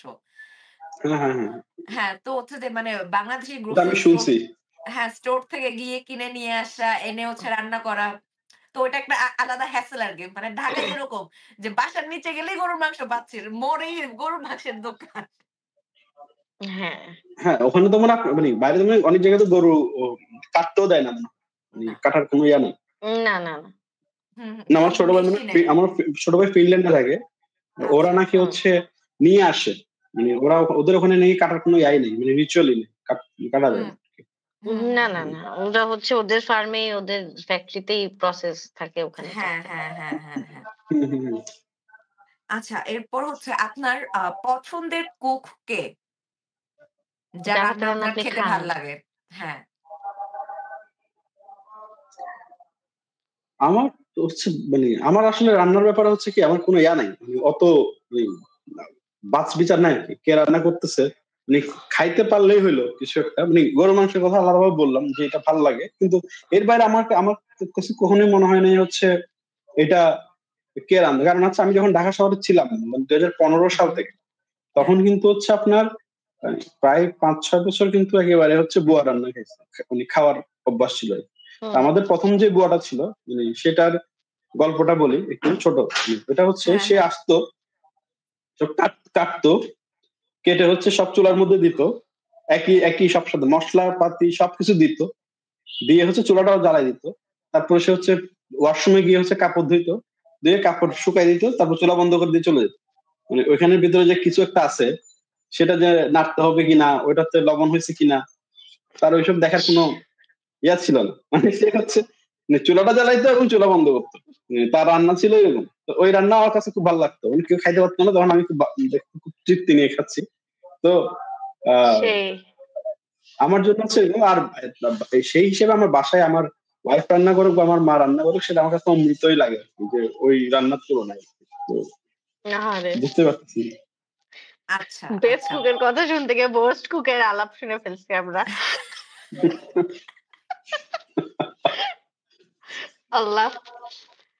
উফ! ওটা কিন্তু হ্যাঁ, খুব ইন্টারেস্টিং। একটা মানুষ এটা আমার কাছে খুবই মানে ইয়া লাগছে আরকি। খুব আমি একদিন খেয়াল করছি যে সে আসলে কি করে রান্না করার সময়। তো আমি দেখলাম যে হুম। সে চুলাটা জ্বালানো এবং চুলাটা বন্ধ করা ছাড়া তার আর কোনো কাজ নেই কিন্তু। সে এটা উল্টাই দেখে না যে আসলে যেটা সে দিছে চুলার মধ্যে এটা কি সিদ্ধ হইছে? না খাওয়ার মতো হইছে? না কিছু হইছে? নাথিং। সে জাস্ট চুলাটা বন্ধ করলো। খুব কি বলবো?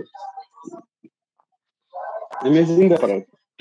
না আচ্ছা এরকম মানে এরকম কারো কথা মনে পড়ে না যে যার হাতের গরুর মাংস মানে রান্না করা গরুর মাংস হচ্ছে যে খুবই মজা? হ্যাঁ, এটা তো হচ্ছে ধরেন আমি বলি এটা হচ্ছে এরকম না। আমি কয়েকটা মানে আমি হচ্ছে একবার একটা ওরসের মধ্যে একটা গরুর মাংস খাইছিলাম। এটা হুম, হচ্ছে মানে চিটাগাং এর খুব গ্রামের ওয়ালখালী নামে একটা হুম। গ্রামে রাতের বেলা ওই গরুর মাংস হচ্ছে মানে ওই টেস্ট আমি কখনো পাই নাই আর। মানে আচ্ছা, পুরো অদ্ভুত রকম একটা টেস্ট ছিল।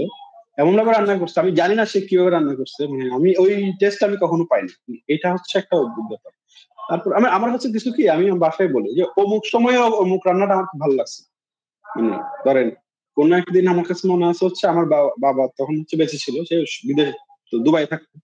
উনি আসছে, আসার পরের দিন সকালবেলা রুটি দিয়ে হচ্ছে আমি বরবটি হচ্ছে ভাজি খাইছি, চিংড়ি দিয়ে রান্না করে।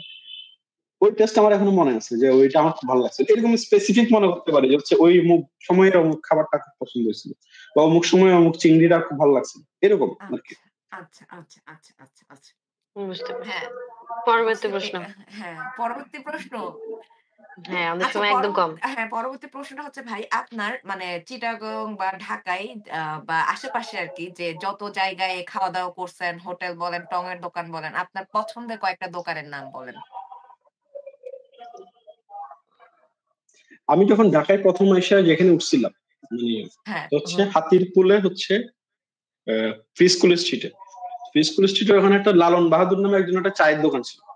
সে আচ্ছা, হচ্ছে ঘাসের আচ্ছা। চা থেকে শুরু করে নানা ধরনের চা সে বানাতো, 60 রকমের চা সে বানাতো এবং খুব পাগলাটে টাইপের ছিল। লালন গান টান করতো প্রতি বছর 18 ডিসেম্বর। আমার লেখার মধ্যে কিন্তু তার নাম আছে, মানে কি তাকে নিয়ে আমার হাঁস একটা লেখা দিয়ে আছে। চা না হাঁস দিয়ে চা? ঘাসের চা, ঘাসের চা না? হ্যাঁ আচ্ছা, ঘাস ঘাসের চা। ঘাস আচ্ছা। মানে হচ্ছে হ্যাঁ, এটা ঘাসের হতেই চাই পারে। না মানে হ্যাঁ, আমি জানি না, এটা আমি কখনো ট্রাই করি নাই।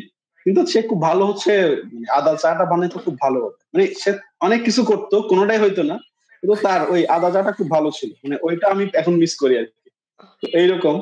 তারপরে হচ্ছে আপনার ওকে। ওই হাতির ঝিল থেকে বের হওয়ার সময় হাতির ঝিলের হ্যাঁ, মুখে মুখে হুম, হচ্ছে একটা নোয়াখালী রেস্টুরেন্ট নামে একটা রেস্টুরেন্ট আছে। আচ্ছা, ওইখানকার গরুর মাংসটা খুব ভালো।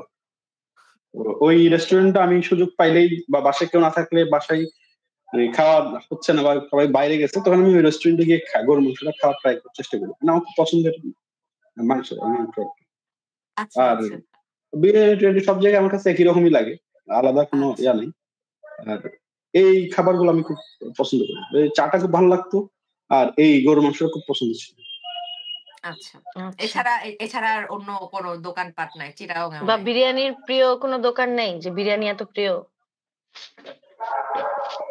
এখন তো আসলে ওই বিরিয়ানিটা তো আসলে পাওয়া যায় না। মানে আমি আসলে বিরিয়ানি বলতে বুঝি হচ্ছে কি, আমি তো চিটং একদম মাজার আখনি? টাজার ওইখানে বড় হয়েছি তো। কিন্তু মাজার আখনি বিরিয়ানিটা হচ্ছে আমি খুব মিস করি। এটা আমি এখনো গেলে চিটং গেলে আমার চাচা হচ্ছে মাজারের খাদ্য। উনারা আমি বলি যে আমি আসতেছি পাওয়া যাবে। ওই আখনি বিরিয়ানিটা হচ্ছে আসলে ঢাকায় কেউ বানাইতে পারবে না। আমি হ্যাঁ, ওটা পাই আচ্ছা, নাই ট্রু। কোথাও। এবং ওইটা আসলে ওই মাজার এলাকায় ওখানেই রান্না করা হয় এবং ওইখানেই খাওয়া হয়। এখন আমি বলতেছি আমার কাছে এখন খাইতে ইচ্ছে করতেছে, কিন্তু কিছু করার নাই। কিন্তু হুম, হুম, ওই বিরিয়ানিটা আমার পছন্দ ছিল। পছন্দের ছিল না, আচ্ছা। পছন্দেরই। হয়তো আমি আবার চিটাগাং গেলে আবার খাওয়ার চেষ্টা করব। আর এমনি কোনো গরুর মাংসের মানে গরুর হচ্ছে যে মাংস খুব ভালো রান্না করে এরকম কোনো রেস্টুরেন্টও নাই বা হোটেলও নাই? চিটাগংয়ে? একবার বলল তো চিটাও আছে, ঢাকায় বলছে, চিটাগাং বলে নাই। চিটাগাং হচ্ছে ধরেন ওইরকম রান্না করে এরকম হচ্ছে কি আমি বলি, আমি যেগুলো বলবো ওগুলো আসলে কোনো এক্সিস্টেন্স খুঁজে আমি নিজে বাই করতে পারবো না। রিয়াজউদ্দিন বাজারের ভেতরে হচ্ছে যখন আমার দোকানে বাজার করতে যেতাম তখন হচ্ছে একটা হুম, দোকান ছিল, ওই দোকানটা আসলে চালাইতে হচ্ছে দোকানের মালিকদের জন্য হচ্ছে রান্না করা। তো ওখানে আমার পরিচিত ছিল। আচ্ছা। আমার আহ, তো ওইখানে হচ্ছে ওখানে একটা গরুর মাংস পাওয়া যেত।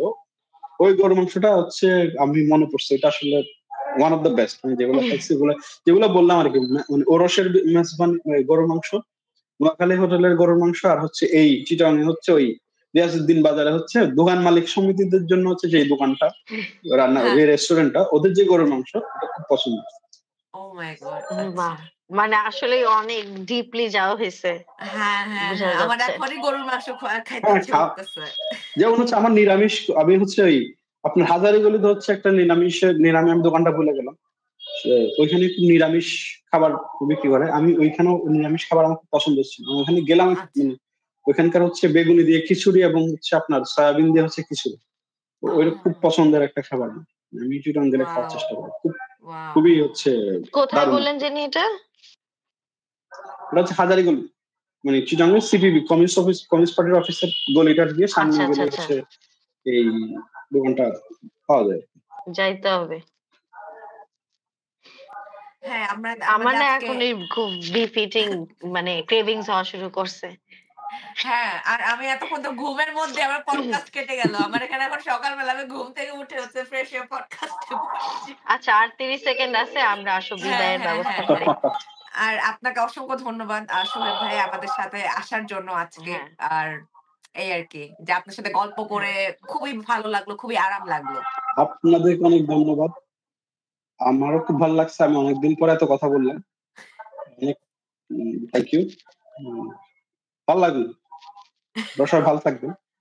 এই জি, আর হ্যাঁ, আপনার হচ্ছে যে মানে ওই যে নতুন বইয়ের কাজ করেন, আপনার এসব মানে ঝামেলা মাথা থেকে যাক এই দোয়া করি। এই প্রত্যাশাই হ্যাঁ, করি আরকি। সামনে তো বইমেলা আসতেছে সুন। হ্যাঁ, হ্যাঁ।